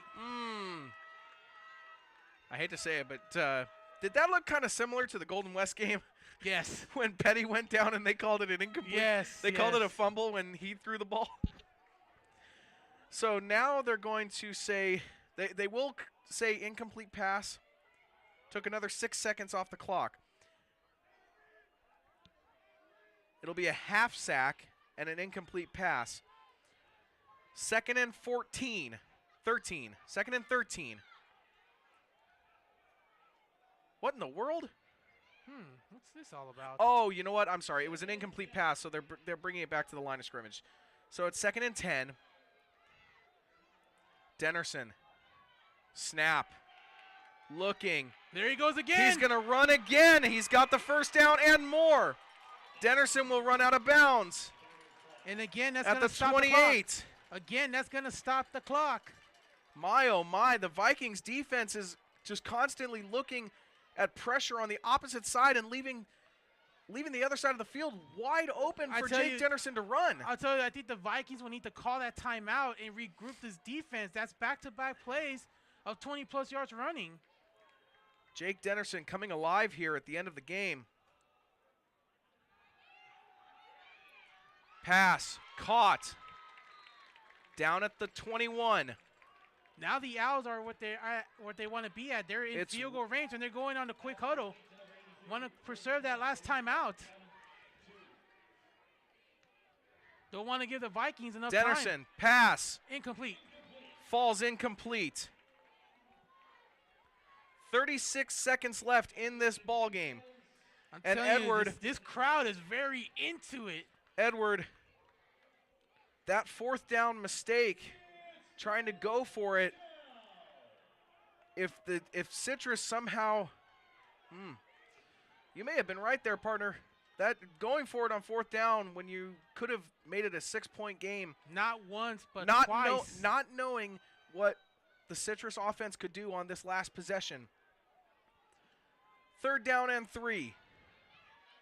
From the 21-yard line. Vikings have to stop here. Dennerson. Pocket collapses. Intercepted! It's intercepted! It is intercepted! Vikings come up with the big play of the season. It is Travis Mookie Davis sealing the deal for the Vikings. He came out of nowhere, Sean. Made the play of the season. He sealed the victory. Boy, what a dramatic finish. Goodness. What a dramatic finish here at the Vet on sophomore night. Cannot believe what we have just seen. Oh my goodness. Ladies and gentlemen, what a great finish to this game, ladies and gentlemen. You've got flags coming in after the play on the celebration. Dennerson was hit, and he threw it right into the arms of Mookie Davis. It was intended for Salvador Morales. There are 2 fouls against Long Beach. Unsportsmanlike conduct on their bench coming onto the field. Unsportsmanlike conduct, number 11. Both penalties will be assessed. Long Beach ball, 1st and 10. Long Beach on a much needed 3rd down stop. And Mookie Davis seals the deal for the Vikings here on sophomore night. Just when you thought that the Owls were in position to at least go for a tie, they were trying to go for the win themselves, but the interception was costly, and the Vikings are going to escape with a hard-earned 3-point win. And congratulations to the sophomores. The Vikings will set up in victory formation. Jet Petty will take his final snap of the regular season here at the Vet. And let me say, ladies and gentlemen, on behalf of this entire broadcast crew, not so much. Citrus will take their final timeout. This is their final timeout. But while we get there, on behalf of the entire broadcast crew here at Long Beach City College, all thanks to the Television and Emerging Media program for setting up our equipment, bringing it here at the beginning of the season to the stadium, setting it up, tearing down each and every game, bringing this live stream to you, the beautiful Long Beach viewers at home, and also viewers of the visiting team that could not make it out here to the Vet. We thank you all for joining us this season. 4 of our 5 games right here on Viking Sports. We'll be back next year, but it won't be us, Edward. Yeah, I just want to say this is a solid farewell, my friend. Yes, I really want to thank Bob Hirsch, who's the director or instructor. Known him for many years. Thank him for this opportunity. It's been a great ride. Like I said, I'm not sure what the future holds for us, but what a way to go out this season. Your final score, Long Beach City College Vikings 17, Citrus College Owls 14. We will see if we can get a bowl game. If we do, we will see you back here for the bowl game. But until then, and until next time, good night, everybody. See you On down the behalf road. of Edward Riantasso and Sean Quinn, go Vikings, and let's go! See you down the road, folks.